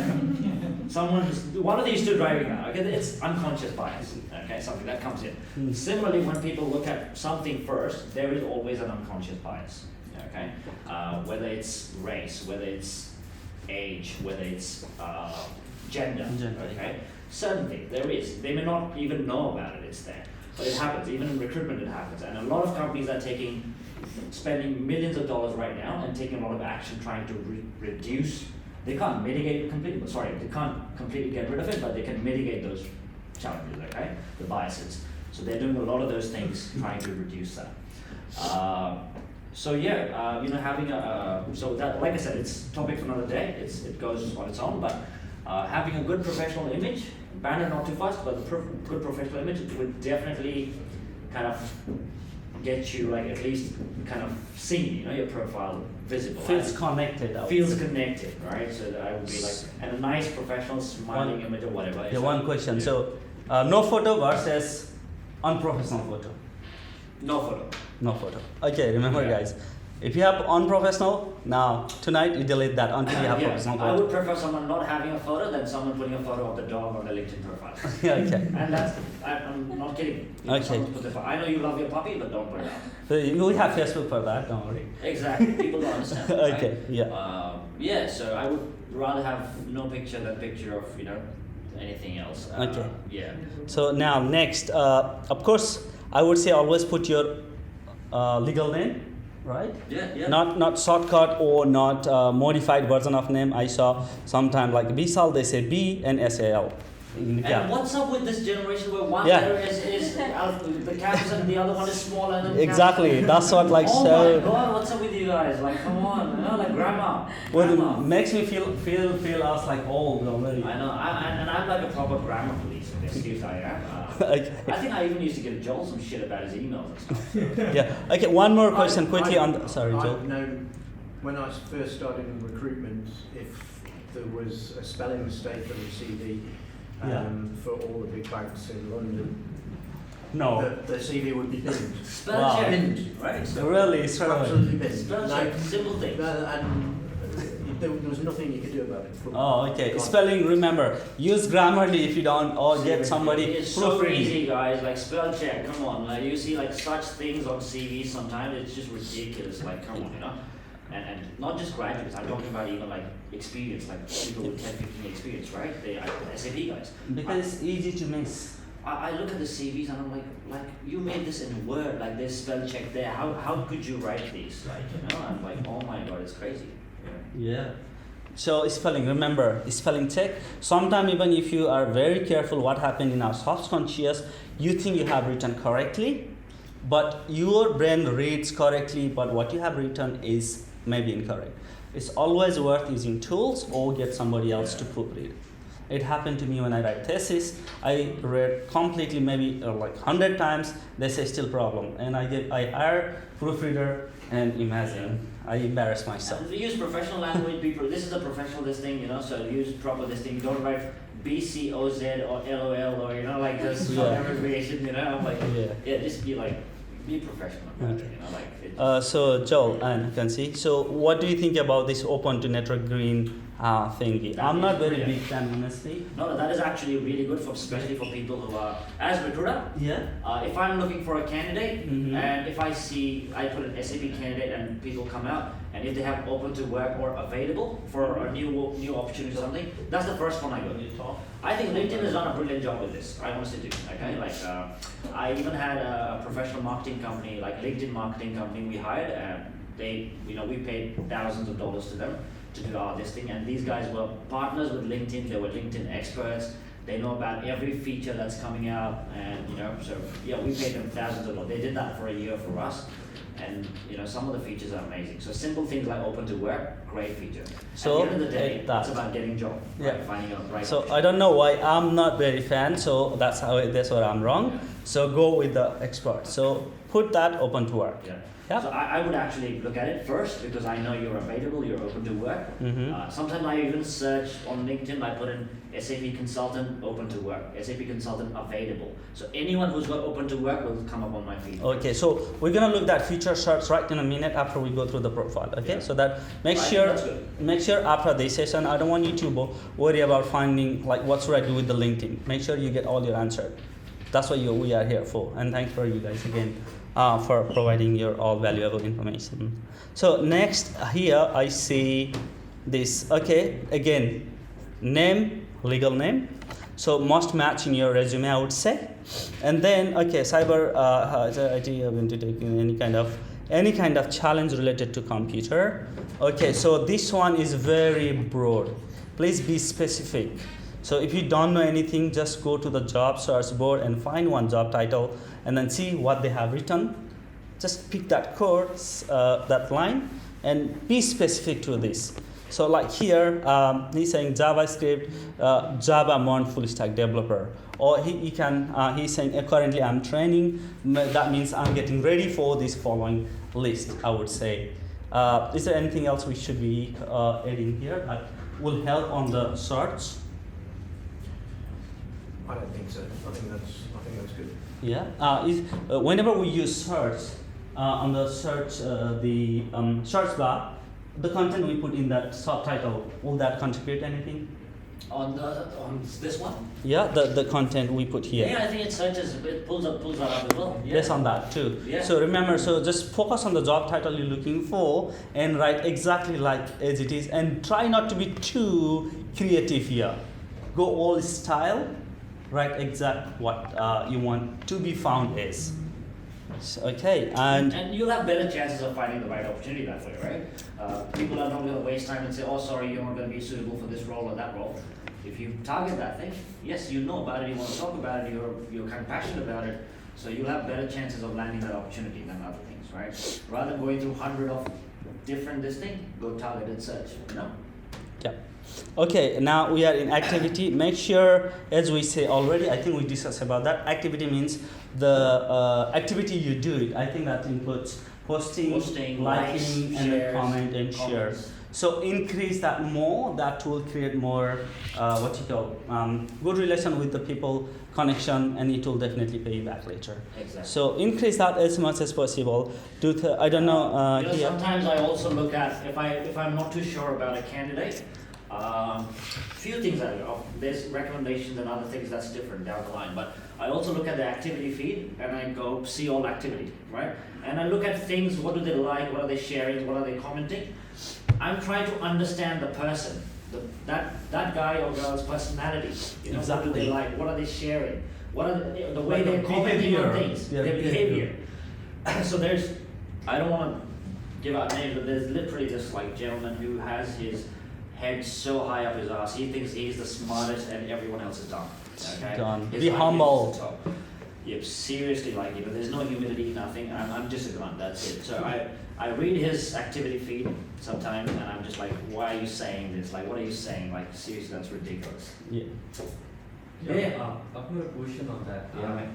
As somebody, as an applicant who is not more into sharing, especially in terms of activity likes or shares and all those stuff, as a recruiter, when you look into their profile, how does that put that person into a disadvantageous position than somebody who is into social media? It doesn't do any disadvantage to you guys if you don't post anything. It only shows, to me, what it shows is if I'm looking at your profile and I see no activity there, I don't know how actively you're searching for a job, or how serious are you about looking for a job. And I think That's if how the mentality goes. I'm not sure, like whether you're serious about searching, what are you doing, or you're too busy with your own part-time work that you do, or you're doing something else, and are you even using LinkedIn much? I don't know, so. So if we're talking on LinkedIn, especially in terms of activity, I think we can separate it into two different parts. One would be more of the news feed, whereas the other ones would be more of the summary profiles and stuff. Right. Where you put your whether you're open to work, your projects and everything, right? So what if I'm somebody who is constantly updating my LinkedIn in terms of what I've been doing in my projects maybe, or in terms of work experience? But I'm not somebody who shares news or my self opinion on the news feed, right? Because these are different things now. So as a recruiter, how does that, if that's not distracting? I'm happy that you're sharing that, that's fine, but also if you're talking only about yourself all the time, I'm trying to figure out how are you also adding value to your network, right? Even like you could do something as okay, I'll cover something as easy as just saying someone posts a job, you share that job post. Similar, it's not suitable for you, but you shared that in your network. Or you just commented saying, hey, great opportunity if anyone's interested. Can I add some on your Yeah, just please, discussion? please. So for me, what I tell my students usually is that, let's say you talking, like usually we hire, whenever we, like as you hire for a person who works in a team, right? So when you talk to somebody in a hiring process, basically they go from the first interview, second, third, fourth, and the final interview is your behavioral interview. So right, usually that's where you talk to the hiring, like the decision maker makes call there, right? And then he has maybe 45 minutes to 1 hour to get to know you. So maybe that might not be enough time for him to take a decision on that, compared to if he can come and see how you are interacting with other community. Are you supporting other company, or you have a hate speech content? Maybe you can fake half an hour interview, but your true personality, it's not necessarily gonna show there, but at least that will help to, I think, give some to take a little bit of insight into that person, Yes. like how they think, or are they just constantly just writing about themselves? And on the top Or of are they that, also writing about other people's. You're celebrating other people's achievement as well. yes, you're happy for them. Yeah, someone And gets a job posted there. Oh, that's so brilliant. Wish you all the best, and it sounds like a fantastic opportunity. Well done, something like that. So you're actually congratulating other people as well. So yes, you are there to look for a job, and maybe you're not so much into sharing news of this thing, fine. But at least think about it. That it is a community that you're joining. It is your network, your connections. So I think some way or the other, I would like to see you adding value. That would be nice. actually, it happens. I'm not. Don't take me wrong. Usually, it happens with introverters, and I'm one of them. So I have really pushed hard to come out of that introvert phase. Usually, I have seen a lot of engineers are introverts, who is more problem solvers, who don't like to post anything or share anything. If you look my portfolio 1.5 year or 2 year ago, you're not gonna find anything. So now I'm pushing myself because I have started entrepreneur journey. That's a different story. But what I suggest students is that, well, we are there to build a network, right? So we also want to get the offer. So we do not need to share our personal information at all. We do not need to share any news, but we are learning something, right? In order to get that job. How about what you learned that day? Share 2 topics about that. 2 sentences about what you learned. Say, hey, today I learned XYZ, and I think this is really brilliant, or I really found this hard to learn. Guys, help me out. Trust me, you're gonna get more interaction than just copy and pasting some news. Yeah. When I hire developers, I look for an introvert, but somebody that can make that shift as well and be Very able to good work person. within a team. So yeah. Introvert is good thing. I have made a video about it in YouTube long time ago about being introvert. So basically, all the richest people you see in the list, most of them are introvert, including Elon Musk himself. Right. So Oh wow. yeah, even Albert Einstein was introvert. So introvertness will create more intelligent, because we constantly think in subconscious mind, find the neural path to find a solution, because we don't want to get embarrassed. If we make a word, we want to be 100% sure that it is valid. So we will use our best possible way to self give a validation. And as a recruiter, I can bullshit all day. Yeah. I can talk all day. There you go. Okay. So so now if you don't know what to post, or if you have don't know really what to post, just whatever you're learning, if you are looking for that job, put it out there. That 1 or 2 sentences. Let your network know that hey, you are the talent about this, so that they'll reach you out based on those content. I say, at least. Yeah, absolutely. If you can, to post a day. If you can, to post a week, I would say. Yeah. There's a whole science behind it. Maybe Yeah. I'll share it later. But Yeah, that's a whole another topic, so we can talk about it. I think algorithms and the posting. So Mm. we've even got they've even narrowed down to which days, what do you post on which days. timing and things That's like it. that. This marketing company we used, they were brilliant. Yeah, of course. That's where all the introverts working in the corner of the office and building the algorithm That's right. to beat themselves. Right? Okay, the next is about. All right, that is the section that I wanted to talk to you guys about. Well, okay? please take away. Most important section for you guys. So you don't have work experience where you can write this company, this company, this company, right? For example, you could say I work at Coles, and you put in that yes, you're still working, which is fine. This is a section here now gives you an opportunity to give someone like a recruiter or a hiring manager an insight into you as a person, who you are, what do you aspire for, what are your interests, what is your technology skill set, what has been your experience, and what projects have you worked on. You can even list that. Because you don't have the number of years of experience in different companies, or you could add that, this is the best part, I feel like, where you can really define yourself. Put small paragraphs, like don't go completely Essay. but But to the point. Yeah. And I think this will Bullet really points. give a clarity into someone looking at your profile. What's the background? What's their interest? Where do they come from? Where do they want to go? What are they doing now? And those kind of things. For example, can you open up a profile for a second? Sure.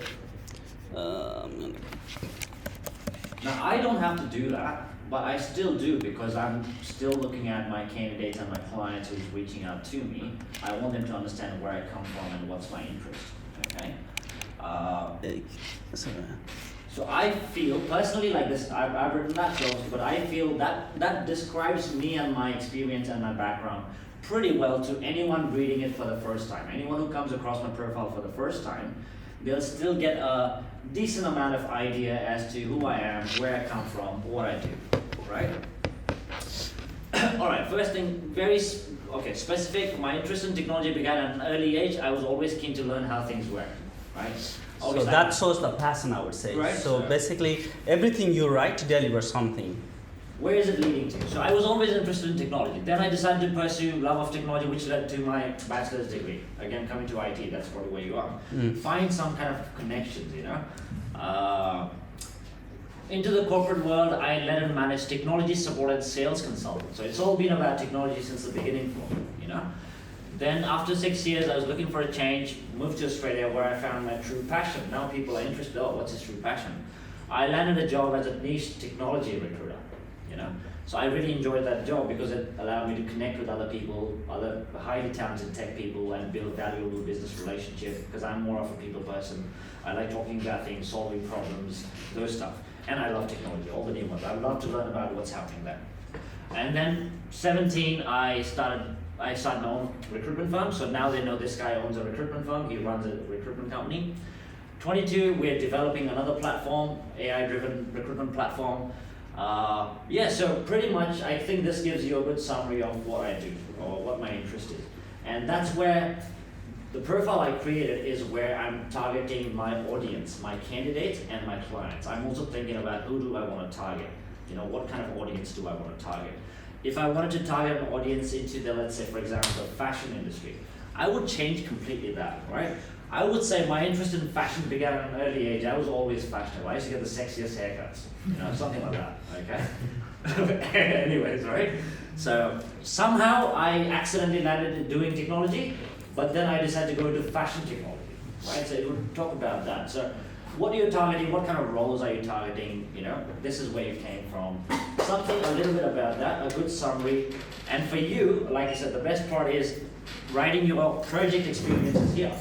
I've worked on, what are some of the latest projects you've worked on? So can you tell me? We'll have like a, let's say, e-commerce complete. Okay. An e-commerce complete site. Okay, you're building an e-commerce site, but is there a problem you're solving? Is it just another e-commerce site? What is the USP of that e-commerce site, right? Does it sell some niche products? Does it give some... we create a platform for that, so anybody wants, they can take that code Right. and we start listing their products straight away. So we're building the whole platform. Right, okay, all right. So you could say, for example, it's a platform that we're building that anyone can pick up and you can start using it for any different areas. Any Whether niche it's of e-commerce. whether you have a niche product you want to sell, whether you have a niche services or, you know, discounts or codes you can do. So this is like a one-stop shop. What we're building, complete, you know, end-to-end solution, right? Yeah. Something like that. Find creative ways to describe something that you're doing. Okay, like. Yeah. Who is it? Like someone posted on LinkedIn recently, right? I thought like this guy is looking for a job, basically. So the title could be looking for a job, but then he has like investor, advocate, tech enthusiast. Like he has like 10 different titles, right? Yeah. And then like I search and he comes up on my feed and I'm just like, is this guy looking for a job? Yes, no, you know. So I don't know. Yeah. Right. So. Okay, so there are few things I can see from here. Here he's saying from the, as soon as early age, he's into that, whatever he's doing at the moment. So now we have two types of us. I don't know, are we all in category? I'm going to tell about that. Some of us, we already start building passion from early age, and then we continuing that. And others, we want to change the career. So how do we feel that here? Let's talk about this. So if you have passion, for example, as he said, he already had in early age, like he began his passion on technology early age. Everybody probably have that. I mean, you can write your passion, your journey. So this is like your quick summary of your life journey since you first build up your passion and until now, what are you doing? And how are you growing on that field? Yeah, Sure, one sure. more question. Yeah. Paragraph versus bullet point. I prefer bullet point. That's fine. But it's absolutely fine as long as it's Because it's a more fast to read. exactly for the as long as people. it has a clear message. We're absolutely fine. You know whether you, but it just not the essay where we see it and we get scared. Oh, I'm going to spend 5 minutes reading. No it. sugarcoating, to the Yeah. point. Yeah, to the point. Absolutely fine. Maybe just write. Look, you know, moved to Sydney at a certain time. Started doing my graduation or starting this. These are my interests. These are some of the projects I've worked in. These are the technologies I've done.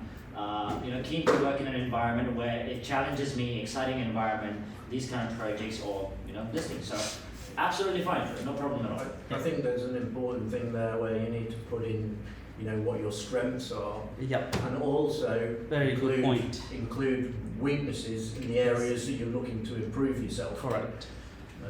And Yeah. if you get that right, and if you're doing developers, you want to, you know, understand around compliance and security, this and the other.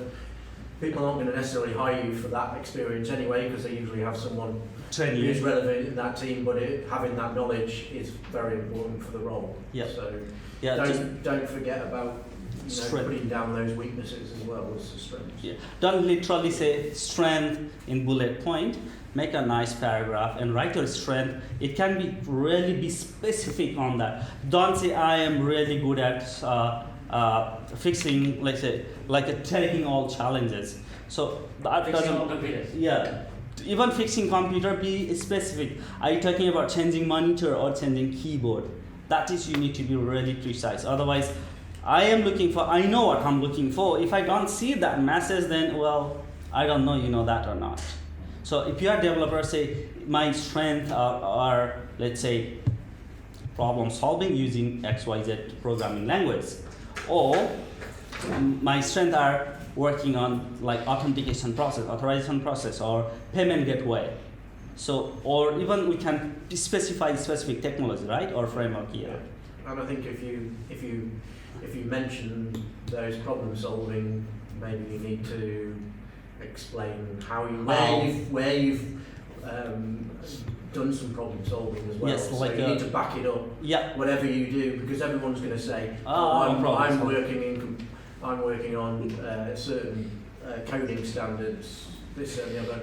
Well, tell us where you've worked on that. Exactly. You know, what projects we did to these coding standards. And I think, you know, when you're applying for jobs, you're doing the same thing. You know, under each and every line of a job advert, you want to be saying, well, I did 6 months of this on this particular project, and don't talk about it necessarily from the technology, but what problem you've solved. Yeah, correct. In that.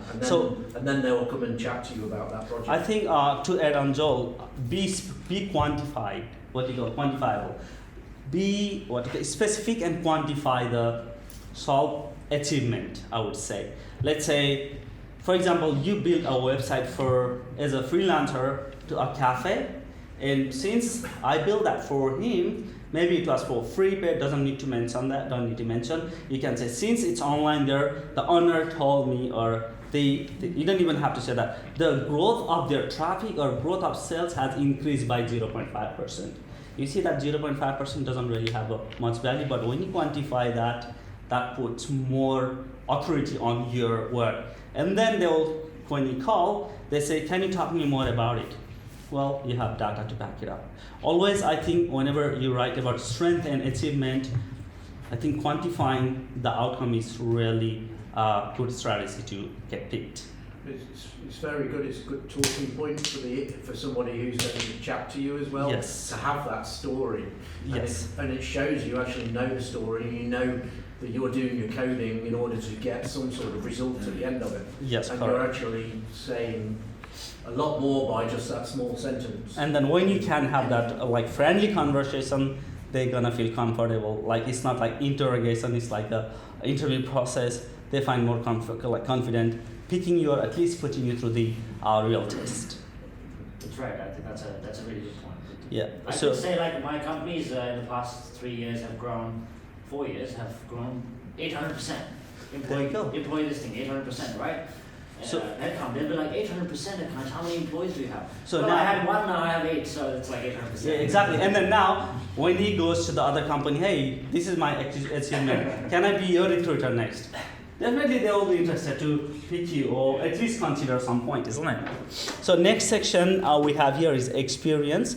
Now, oh sorry, I forgot to mention one more thing here. What about the career changer? So in career changer, you write the pivot moment. Why you are changing? What makes you go to this field, whichever field you're going? Not for the money, red flag, right?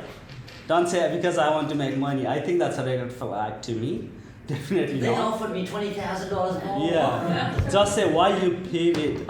Pivot moment. Maybe say one day I was like really looking for something, I couldn't figure out how to solve that, and then later on I figure out somebody else. Blah blah blah. I don't have any Something story in challenging, my I was head. looking for that. Or you Yeah. know, this opportunity came across to me while I wasn't looking, and it sounded such an exciting opportunity, something I hadn't done before, but I was keen to get my hands into or learn about and develop my skills or something like that. Yeah, and I have two story I can share with you with our student, accounting and nursing. So the accounting student say, hey, I don't see long term me working as a just accountant, it's too boring.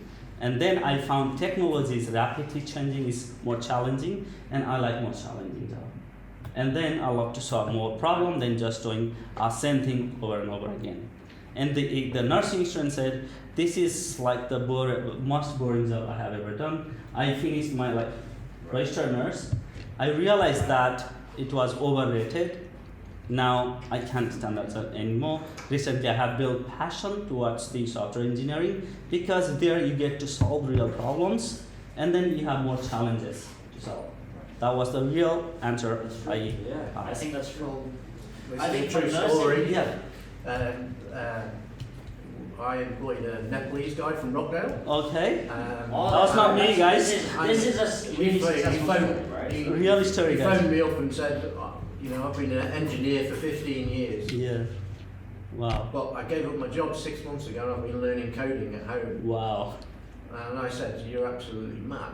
Yeah, it is. You're going Well, I nuts. had a good personality and I said, come in, do a test. There you go. He came in and did a test, and he was okay. Yeah. So we employed him for 16 hours a week, Okay. and then Are you talking about in the Keith? office, and then he went and he worked at home for the next 3 days Yeah, a week, and then okay. 6 months later he got a full-time role with us. There you go. The That's- driven, That's how he got in. the passion drives people become better solver. They say like there is a project that really interests people to work on, and there is a project that doesn't, the developer are not interested, but it's a good pay. So usually developer goes to the project which is they are interested in, and when it comes to the hiring prospect is the same thing. So they will find someone who has a growth attitude and also really passionate about solving problems. Then what happens? Soon, guys, you're gonna realize, which you haven't. You'll finish your work at the office and come home. You eat your dinner and your computer. You're working on the same project, but you are driven by the passion, solving that problem. Not because what my manager gonna say if I don't solve this problem, because you really want to solve that error, like there's some bug or flaw in the system, kicking your head and you can't sleep. Not because the payment, because of the challenge you like to solve. So you need to show that in somehow to the hiring decision maker. Absolutely, true, yeah. I think so. We good with the summary section. I think which is the main your selling point. I think you spend more time crafting better message, like truly who you are. Don't fake it, please. Be authenticity all in your message. Have that thing. Yeah, should be good with that, I guess. And activity. I Next think thing we you do is, are you all connected on LinkedIn here? students are yes, but we are like some of us are not students. Okay, students, anyone connected with each other, start endorsing each other, supporting each other on different skill set that you know that they're learning. Okay, that's really good. Yeah, endorsements. Yeah. You can add to projects, And make sure and if- you can add to people on the actual projects. Make sure Oh, you yeah, ask for okay, nice, recommendations from this guy. Only if you know you're gonna get good recommendation. You know? Yeah. I have asked him, but I have not yet received. That's it. Chase him up. Have you done a follow-up message?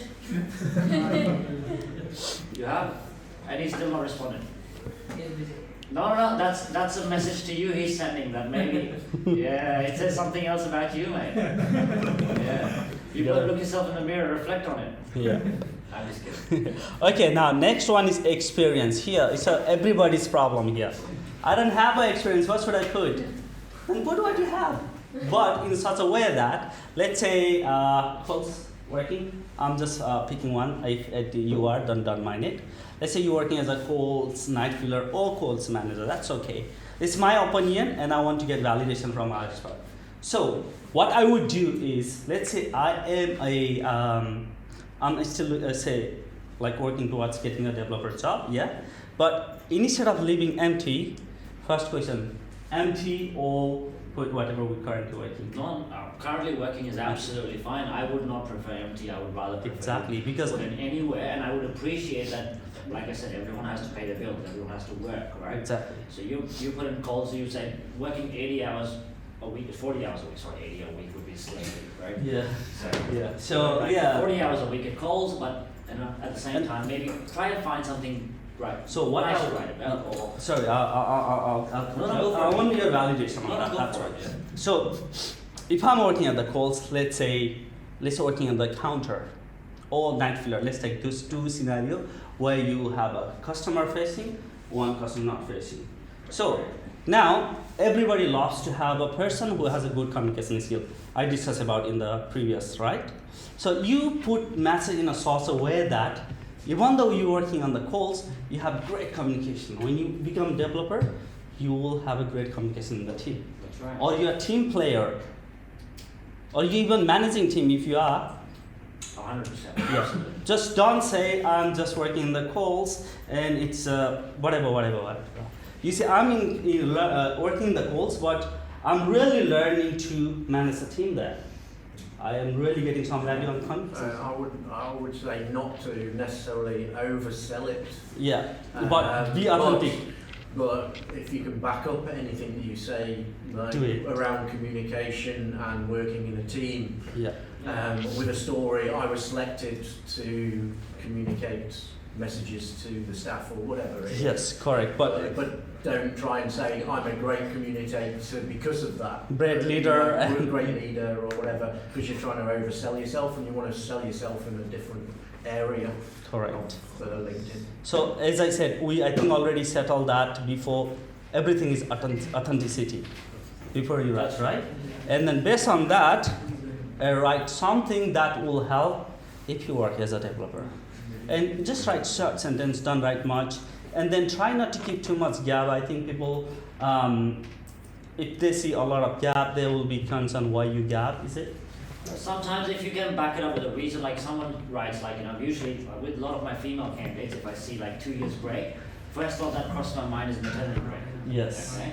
And then I'm fine to ask her, I'm like, oh, I see that you've got a 2 years break, was that kind of, what was that? Was that a maternity break or anything in the family or medical something? Are you happy to discuss that with me? And they'll usually are because you kind of want to let them know why.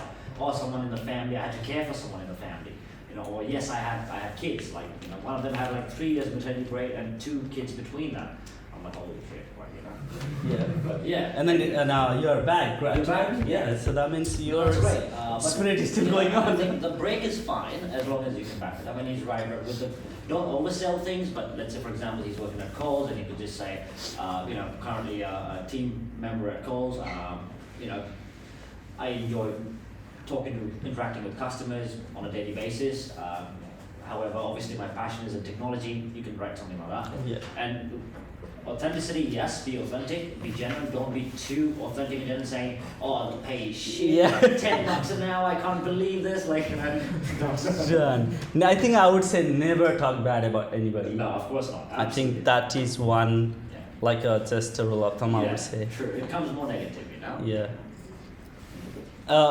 Joel, anyone add any more here with the person who don't have experience? About who has experience, they know what to do already. So who don't have any experience, any suggestion on that area or? Guys, please feel free to ask questions. Anything Okay. you have. This is like a discussion again, It's guys. not just us coming here to talk to you. I thought this was actually going to be like a roundtable thing. Everyone like talking and just, Yeah. doing this, but that's fine. I mean, he's a lot more professional than I am. But No, you are more in the industry than I am. Is there when you scroll down, do you go into the projects? Yeah, that's really want to talk about that in more detail. Oh, So right. okay. I thought it was beer o'clock already, but I'll sit down. Oh, okay. So are you running late? No, I'm fine. Yeah, sorry. I think gone No, a we're little good. long. It's okay. We're good. Yeah. Here. Okay, guys. Let's maybe speed up a bit. Education. If you have education, you put it. If you don't have, definitely you have some education. Put whichever you have. I think here you can put any. I think certification section comes later. Right? Or this is the only place. Is that your competitor, King's Own Institute? And no, they won't consider them as a competitor. Okay. They're just a theory trainer. Ah. So they who study there, not enough to get into the job. So we are bridge between them and the real market. So Brilliant. thank you. Yeah. That's when I knew about the data code. Like when I participated in the Atlassian exam, Yeah. I was like, I know I studied some of the concepts in Java, and I chose Java over there, and I was like totally blank, and I learned nothing. Right. That's why I searched about the institutions that are helping students, and that's how I know about the thing. Okay, I'll have a look at that team education. Okay, so education is good. Again, I want to give you one stat, guys. About 40% almost now, the engineers, I'm talking about the developer and software engineers, yeah, are not, do not have a certificate, like a degree. So they are not degree holder. So they are self-developer or self-made developer. So that means the one who just does all the online courses or join bootcamp like this, they have taken the market, and the rate is going up because, as he said, he went for interview, and then there are companies who still look for the certification and degrees, but now the trend is, can you solve the problem, like Joel said before. They look for a person who can solve the problem, and they will actually give you the problem to solve. They're not gonna just trust you, say yes, I'm the great solver, right? That is so true. You know, this guy has given me so much shit when he was my client, because he went to working in this company called Innovate, and he called me in as a partner, recruitment partner, and obviously me and my team, we found all these candidates, spent hours screening them, doing everything, make sure they have education, certifications, right skills, all these things. That we're looking at the technical skills, and we make a short list, and I'm like, send it to Joel, like, oh, these are the top 3 candidates, right? Like, best candidates. And he'll reject all of them. I spent so much time, I'm like, we're supposed to be friends, like, like, we're gonna help each other out. He's like, mate, work is work, and yeah, these guys are great technically, technically very strong, but yeah, they don't understand business. They can't solve problems. They don't understand that, They just know how to do A to B. You ask them to do that. Anything about logic, it's all about the logic, understanding the logic and how that works, things work, and trying to come up with better solutions. Yeah, it's like what he explained to me in very simple terms. He said, AK, I know you're not a very techie guy, thanks for that. But he said, look, it's like about writing a book or an essay or something, right? Let's say. Everyone can write a book, okay? You can write a book or an essay, you can write a book or an essay, right? But everyone has different ways of writing it, okay? It's how well you write it. That's the difference between developers and code. Everyone can develop or code, or everyone can do that. It's how good, clean code you have, reusable code, and with less and less bugs and those things. And then that kind of clicked into my mind that, right, so not all developers are same, because they can all, I feel like if they have a certification that they can do this language, then they're all great. But it's not actually, even though they do have that certification, they can all code, they all code differently, right? And it's all about how clean your code is. Is that right? Correct. So yeah, thanks for that lesson, man. Hardware, huh? Okay. So, let's move on from education. So, education, good to have it, but not required as an engineer. Yes, if you are going for a managerial role or some like a law firm, administration side, they will still look for it. But for the technical part, even project management, doing project management certificate is enough. You do not have to pay 80-90 grand to do the degree. Okay, I am a software engineer. I have done degree. I can tell from my experience, whatever I have learned there is like less than 10% what I use in my career. Everything else is self-learn or learn from online resources. Okay, remember that. Can you solve a problem? As simple as that. If you don't get through the interview of the technical process, or if you don't get job response back from let's say after a conversation, maybe they don't have a confidence that you can solve the problem, or you didn't solve the problem when they sent you the technical test. That's another day topics we can have completely full stage 1. This happens, stage 2 this. Beyond already we giving too much time for them to wait, so can't wait too long, I guess. Let's speed up a bit. So certification, if you do in LinkedIn, go to the LinkedIn, it will let you do some test. If you pass, it will give you to post that in your profile. They call also batch and licensing the certification. I highly recommend that. Please do that, right? That's a really good thing. I just started seeing this, that LinkedIn has these free courses you can do, and they'll add up as a certification. But just do a few of them. Yeah, do batch. Especially on the framework and the language. Any other platform that gives free certifications? No. What about those, what's that thing where you do certification tests? There's one, isn't it? There is no one that you can really trust on. So right. The LinkedIn is the trust. Well, that's great, yeah, you can put that. So they call it batch and certification. Do the certification and then do the batch. Batch means you need to test through the skill sets. If you pass, you'll get a batch. If you fail, I think you get to try 3 times. If you fail, you have to wait for 3 months. So again, they're not gonna just do trial and error to pass it. That's why it's trusted. That's good. Yeah. Okay, next. As Ankit sir already told, we need to have a more endorse each other on the skill actually we know. Don't just look into the number. Number are great to get attention, but again, they're gonna call you and then give you the test on the same skill. So, put the skill, endorse the skill each other that you know, I would say. And if you don't like someone, endorse them for everything else they don't know. Wow. Okay, please don't hit me for that. Okay, that's off the record. Anything, Joel, here on your anything you wanna add on this skill section? No. Okay, I saw sometimes people have like literally more than almost 100 skills listed, and then endorsement is less than 5. Up to 75 skill now. Okay, there you go. I don't think you need more than 70 skills to survive into the career. That's more than enough.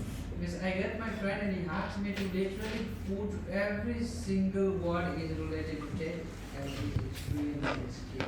Okay, don't do that. The same and it was full of it said you can't add any more. I thought they have a limit now, 25, 25 or 30 skills. Yeah. Okay, so There's just a limit now. just focus on the main thing. You know, like remember 80-20 rule. Focus on that 20 rule. Just put something. Let's say, for example, for the people who already know HTML, CSS, JavaScript, and React. If you have a room for only one, put React. React, like dependencies. The HTML, CSS, and JavaScript you must know in order to know React framework, right? Go for that. Right. Look for that bigger, what you call, a list. I think that's it. And I think you know, you've got to make sure that you're keeping up to date with what's going on in the industry as well. And, you know, obviously React's At the moment. popular at the moment. Yeah. If something else comes in, Exactly. You might want to add that in because at the end of the day, the companies might look for that newer technology. for some reason, Always, yeah. And there will be very few people that have that experience. Yes, true. Within that Domain, so yeah. just obviously, you know, try and back that up with something Project. about why you might want to use that. A little story about why you might want to use that technology instead of React. Yeah, great. That's great. So that shows that you know great information about React as well as the another technology, and you can compare the benefit, pros and cons. So that is another problem-solving skill. So they say, as I said earlier, first, once you decide what project you are going to work, second stage is to choosing technology. Then you debate which technology is suitable for this project in terms of the security, the time deadline, and of course finance. I would say which technology is better. Just choose one, and then if you can tell that, that means you are, I think, better when you come to the discussion. Any more on There's the? always going to be a debate. Yeah, always gonna be debate. So Trust that me. gives them something to speak about. Yeah, at least. They don't have it here, but I think you have the recommendations section Yeah. as well, right? So, someone yeah. can give you some recommendations. So you can definitely give recommendation here. I think I'm gonna go your profile here quickly. Here, I'm gonna okay. If you have done volunteer, add that. It shows you are a social person. Okay, at least. Yeah, of course, yeah. And look, I'm pretty avid supporter of these two, Red Cross Oh, wow, and yes. Thailand, so, and I want to promote them, that's why I put it there. That's so great, other yeah. people see it as well. So Yeah. it's good. Thank you. Yeah, the volunteer and the recommendation, always give recommendation and ask for recommendation from the people who know you on specific things. Hey, I think LinkedIn even give you option to click and send send request for recommendation, and it will send you a text. Say, hey, can you please give me recommendation or endorsement something. Okay, on that note, don't just send it to anyone, guys. Only people you generally know and you work with, and you know that they would probably be happy to recommend you or give you a good recommendation.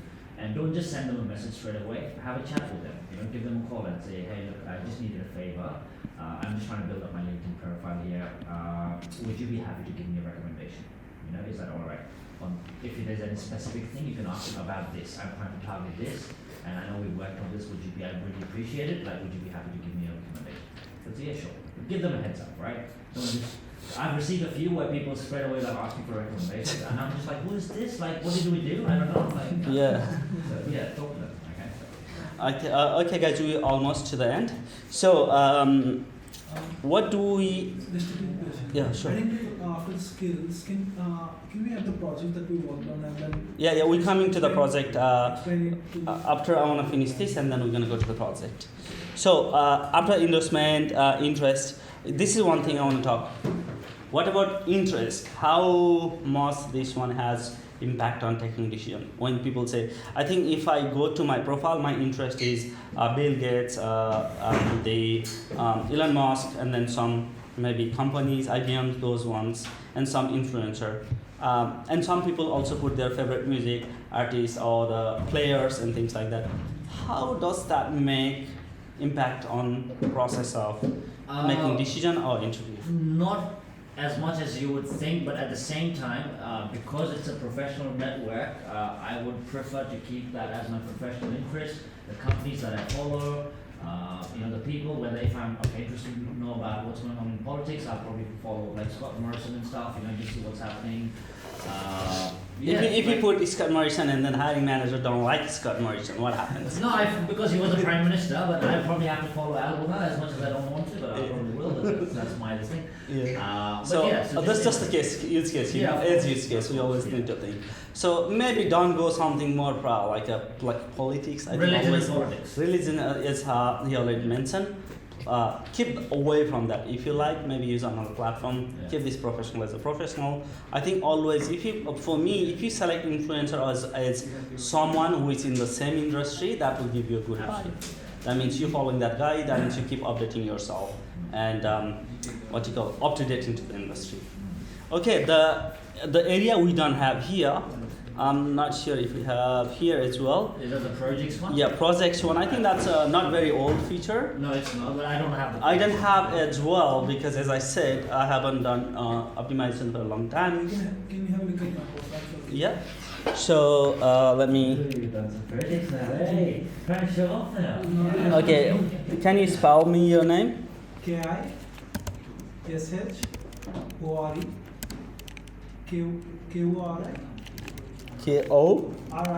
KORI MER is the first one? the second one. Second one. Oh, here you go. There we go. Okay. Why is all empty? Oh, I need to select him. Yeah, Sorry. that's it. There you go. Okay. There you go. Let's quickly go over him. Okay, photo can be optimized, I guess. Yeah. Sort and nice data analyst. I think put more for the source keyword. Yeah, the good thing is you can put in a few things there, so which is good. Yeah, that will come to the source. I'm going to show you why and how later. Let's go back to the project section. Here you go. There we go. Oh, excellent. Yeah, I think you can even attach the screenshot of the project. I actually don't know, but I have seen some of my friends, they have attached the shot of the project and have written the description. And even though I have not done it, I think this one gives really good. No, absolutely. Like Joel says good. before. Yeah, for you guys, that's a great place. I didn't know that actually. Projects one. That is brilliant. Can we put college assignment projects? Yeah, of course. Anything you do. Yeah, you can put in. We did this for our uni, and then these are the projects that we worked on. These are the problems we solved, and how what was the result? Like let's say growth by 0.5% of this or that. But I mean, no wonder you want to pull up a growth value. Joel, you wanted to talk about this earlier. I want you to give us your thought on No, I it. just think it's a good place to showcase. Exactly, because especially when you don't have experience, right? Yeah.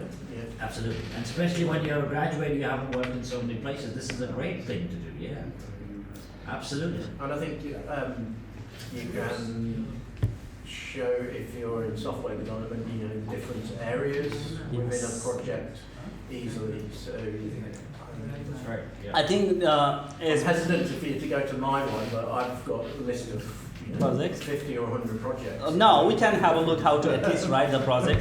Let's go to Joel. It just kind of covers. Oh, you do have those areas. Joel, what was your last name? Sorry. M-A-G-I-N. A-G. Go Joel.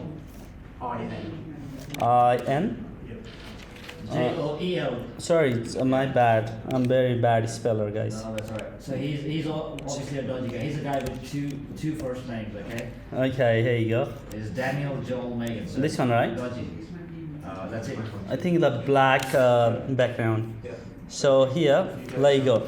How to get anything you want. What do you want, guys? Tell me. What do you He wants want? to fix any computer he gets. Yeah. Okay, let's go down to the project section. He got 110 projects. That is like probably worth of our age. Okay, so let's not go in all the projects. Let's see how to put. I think is this the project screenshot or the company? So we would, some of them have got the different companies on them. Oh, okay. Where I've worked. This is something related to us. This is what we have in our students. These are the technologies like React Native is not part of the main training, but we'll have React Native. We have Node is strong, AWS we will have it, we'll learn EC2 in there, we'll learn MySQL, on the top of that we'll have a Mongo database and many more. So guys, here is an example here. So this project called Radio Commentary Mobile App, right? So we writing first the project name, is it correct? So when we write here, so how do we write about Depends project? whether you're going to use your own, whether it's a product that's gone to market or not, whether you have a license. No, for the student, let's say their project. Student, yeah, just tell it what it is, Yeah. radio commentary mobile app. Yeah, I think here I see the pattern. We go with the project name and the technology used, I guess. Is it part of the title? That's Yeah, and then description about how did we do, what did you What do? did we build? Yeah, what did you build and what are the features you incorporate in there? Yes. So I've broken them down into all the different modules Yes, that we may have that's- looked at. And, Mhm. you know, you've got to understand your projects. Correct. So someone can ask you about that project, and you should automatically know a story about that project, True. where the challenges were on that project, Mhm. how you solve those challenges. Yeah, I think And you know, you can understand the business reasons, and it reminds you by having the modules on there. Yeah, I think this will really greatly show you have the understanding of the business problem. You can modulize them, and you can build them. So you have built it, and then now whenever they call you, they'll definitely talk about the project. That's the one thing they will trust, I think, when they see the actual project working as well as code base for developers. I want to add on that, like if you're working on a project, Mhm. you can add the objective of the project, so explaining what the project is all about, and then you and then add the duties, like what you working on that one, Yeah. like what was your role on the project, Yeah. and then the result, like what the result at the end, like what you get. The achievement, yeah. Achievement, yeah. Yeah, that's a good strategy, I guess. To that, so it's so that they know like what you're working on. That's true. Yeah, no, that's Yeah. good. So yeah, that's really good. Again, so when you write about project, what was the project objective? What did you do? What was your role in that project? It's not all. Maybe one project you did all by yourself. That's everything you. But not. I think nobody like to always like to find person who always say me. Right? So as part of the team, if you build something, what was your role and what achievement you have from there? You could say as a team of 4 we built this, and my role within that was to do certain areas. That's really good. That would be great part of your college assignment because you always have a group assignment. Yeah, I think that's great. As far as with the LinkedIn, I hope you guys got all your. Well, I'm not scrolling; it's gonna take all my time. So I'm gonna just leave it here. So now, is there anything we missed in the LinkedIn from your perspective? Huh? Groups and events. Oh yeah, groups and events. That's part of the networking. I think he already covered. Yeah, groups. Like I said, you could join groups like that you're interested in. I'm a part of like 3 groups where, and even those groups, the reason I joined them is mainly my target is to find candidates. So I joined these groups where these candidates would normally be, whether it's a SAP development or SAP this or that, and I'll post my jobs in there or some updates. But similarly to you guys, join those groups like React Native groups or any groups, and you'll find opportunities there. Even groups for IT jobs, there are different ones vacancies. So join those. That's a good way to do.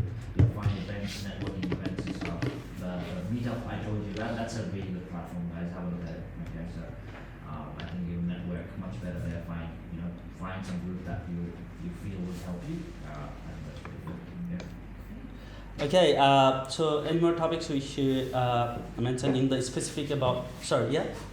How much of a valuable is it to have a LinkedIn premium versus using the free At account? this stage, you don't need a premium. Premium is expensive. Yeah. It starts with about If you have money, why not?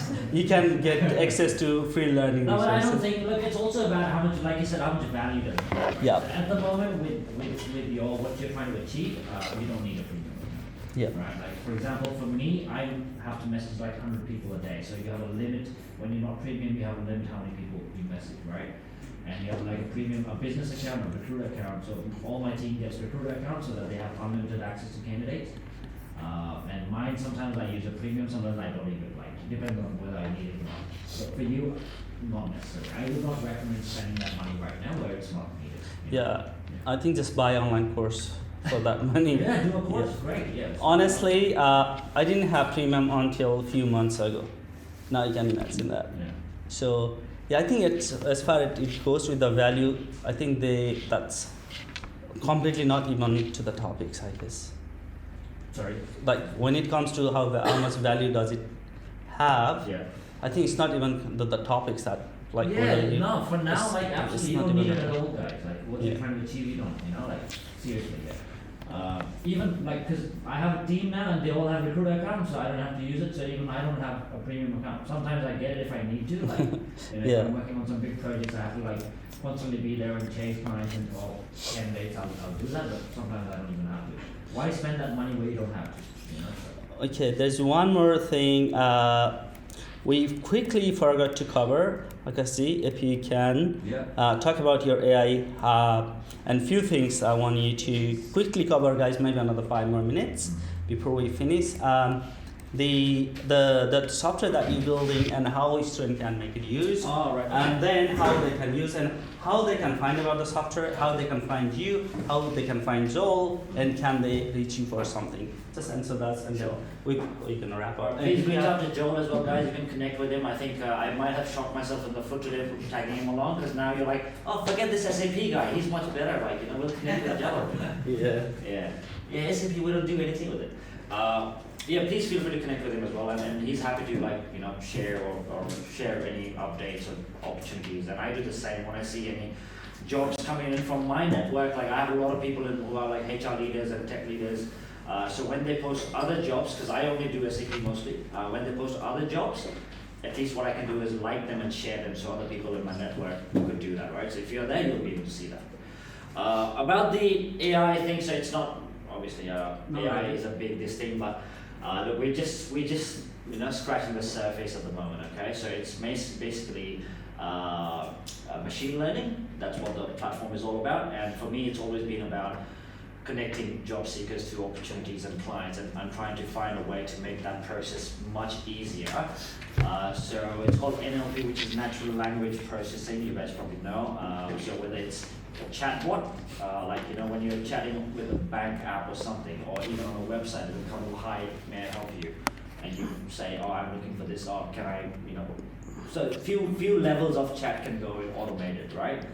Or as much as going a little bit advanced, like saying, hey Google, what's the weather like tomorrow? And they understand that, they'll start responding, and you can have a few levels of conversation there.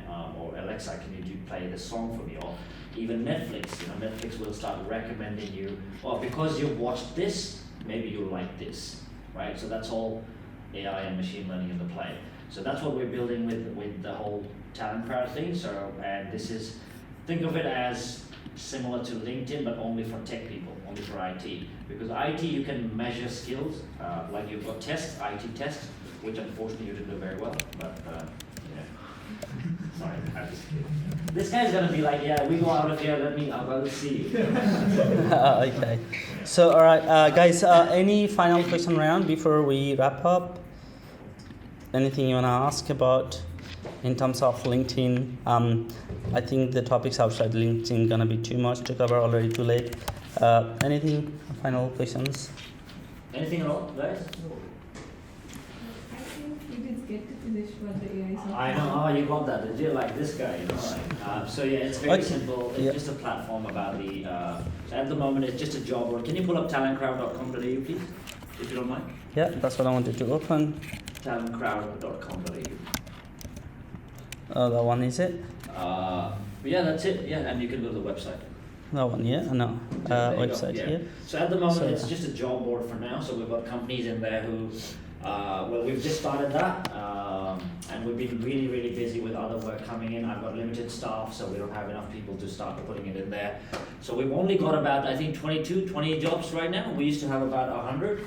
It's gone down because they expire as well. So company, we have 24 jobs. There you go, right? And if you go up to employers. So we've got about, 59 companies listed there so far, okay? That's a good number to start. So companies will go in there and start posting jobs. As a candidate, they can also create the profile, so you could actually go in there and create like a LinkedIn, you could create your candidate profile. We also have AI which will start, the 9 months down the line, when the client posts a job, it'll automatically start suggesting all the candidates coming in. If you fit that listing, and it'll give you a match, like 50% match, 70% match, 90% match, 100% match. And AI has to be constantly trained, and you need a lot of data for it. Okay, so that's what we're working on.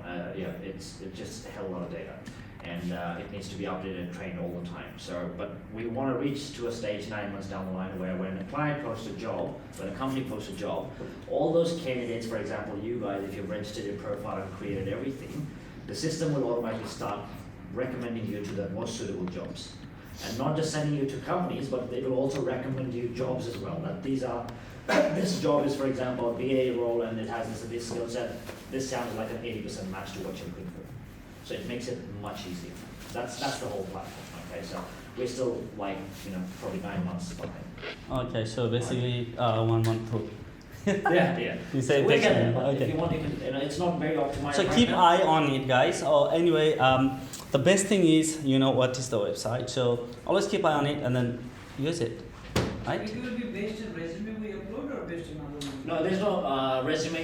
You can upload your resume as well, but it's got a whole profile section like you build. You fill out the form and then you can get it. Yeah, like how you write in LinkedIn stuff. So it'll have all the tags on technologies you worked, everything. You can write a summary, years of experience, all those things, your visa status, because this is mostly built for Australia and New Zealand.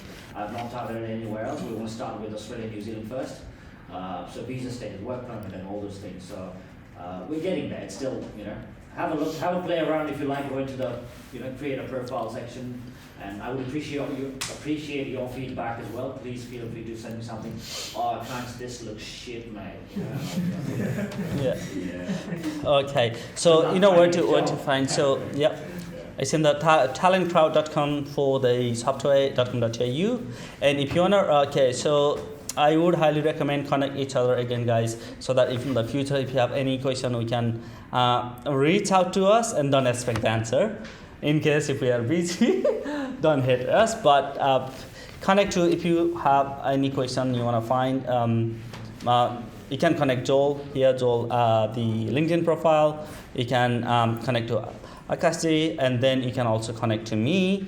And then if you have any question, we definitely can help as much as we can. We'd love to connect with you guys. I think that's pretty much we want to cover today.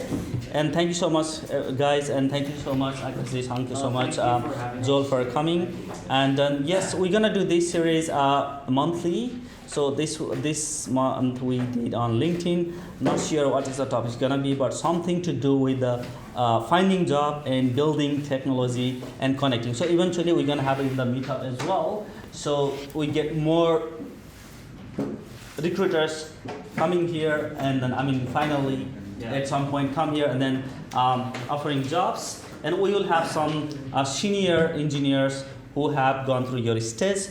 They will come and share their story so that you can learn from their mistake so that you don't do that.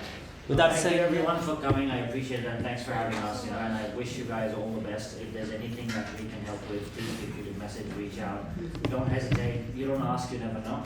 Okay. exactly. One big news I do want to share with you, I don't think he shared, is I shared some ideas with him around what he's doing, and I appreciate what he's doing, right? So the other thing we're going to do is I'm going to speak to a few of my clients, some of the bigger companies, where they do hire interns and junior developers. So we're going to try And I'm going to get them to partner with Dent. So whenever I think he said every 6 months we have a batch of graduates, right? So those graduates will be the first preference for these companies going in. And then they will come to check your talent if they like you. You Yeah. have all this, that the job search journey is gone. You know how it happens in university, like the companies come in and recruit people, right? So And I thought that would be great to do it here as well. So Okay, I'm so- really like excited about that. So that's all your support. No, that's alright, yeah. Thank you. Scott will be happy to come, he's from Canada, so I'll talk to him. And the good thing is, Premji told me that, like for example Canva, right? They might use some different languages or tools or something else as well. And he said, if Canva's gonna come in here as an employer and hire you guys, or take you on as interns, we are more than happy to change a little bit in the syllabus and train you along with what you're doing, also train you on their technologies and what they're looking for. That way, when you go in there, it's not like something new to you. You've already worked with that. So Yeah. we're gonna build some partnerships for you guys. So Yeah, I'm really excited with that. So it's not possible without your support, sir. I'm really feeling so good about that. I All of haven't good been about. invited yet. So when I do get invited, you can call me sir. Okay. So okay, guys. There's a quick. Hang on, just a second. If anyone's sir, it's Joel sir, Englishman. He is a, Joel, okay. Yeah. Okay, guys. Thank you so much for coming again. Thanks, That's man. all for today. And if you have any concern about today's this discussion, I would say, or meetup, or if you have any suggestion, I would love to know that so that we can improve next time and make it better.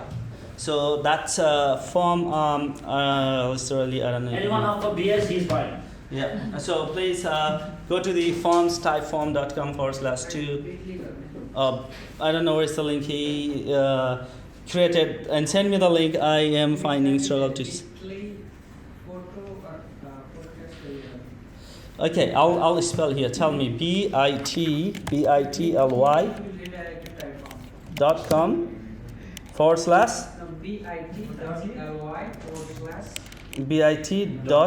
.ly yeah photo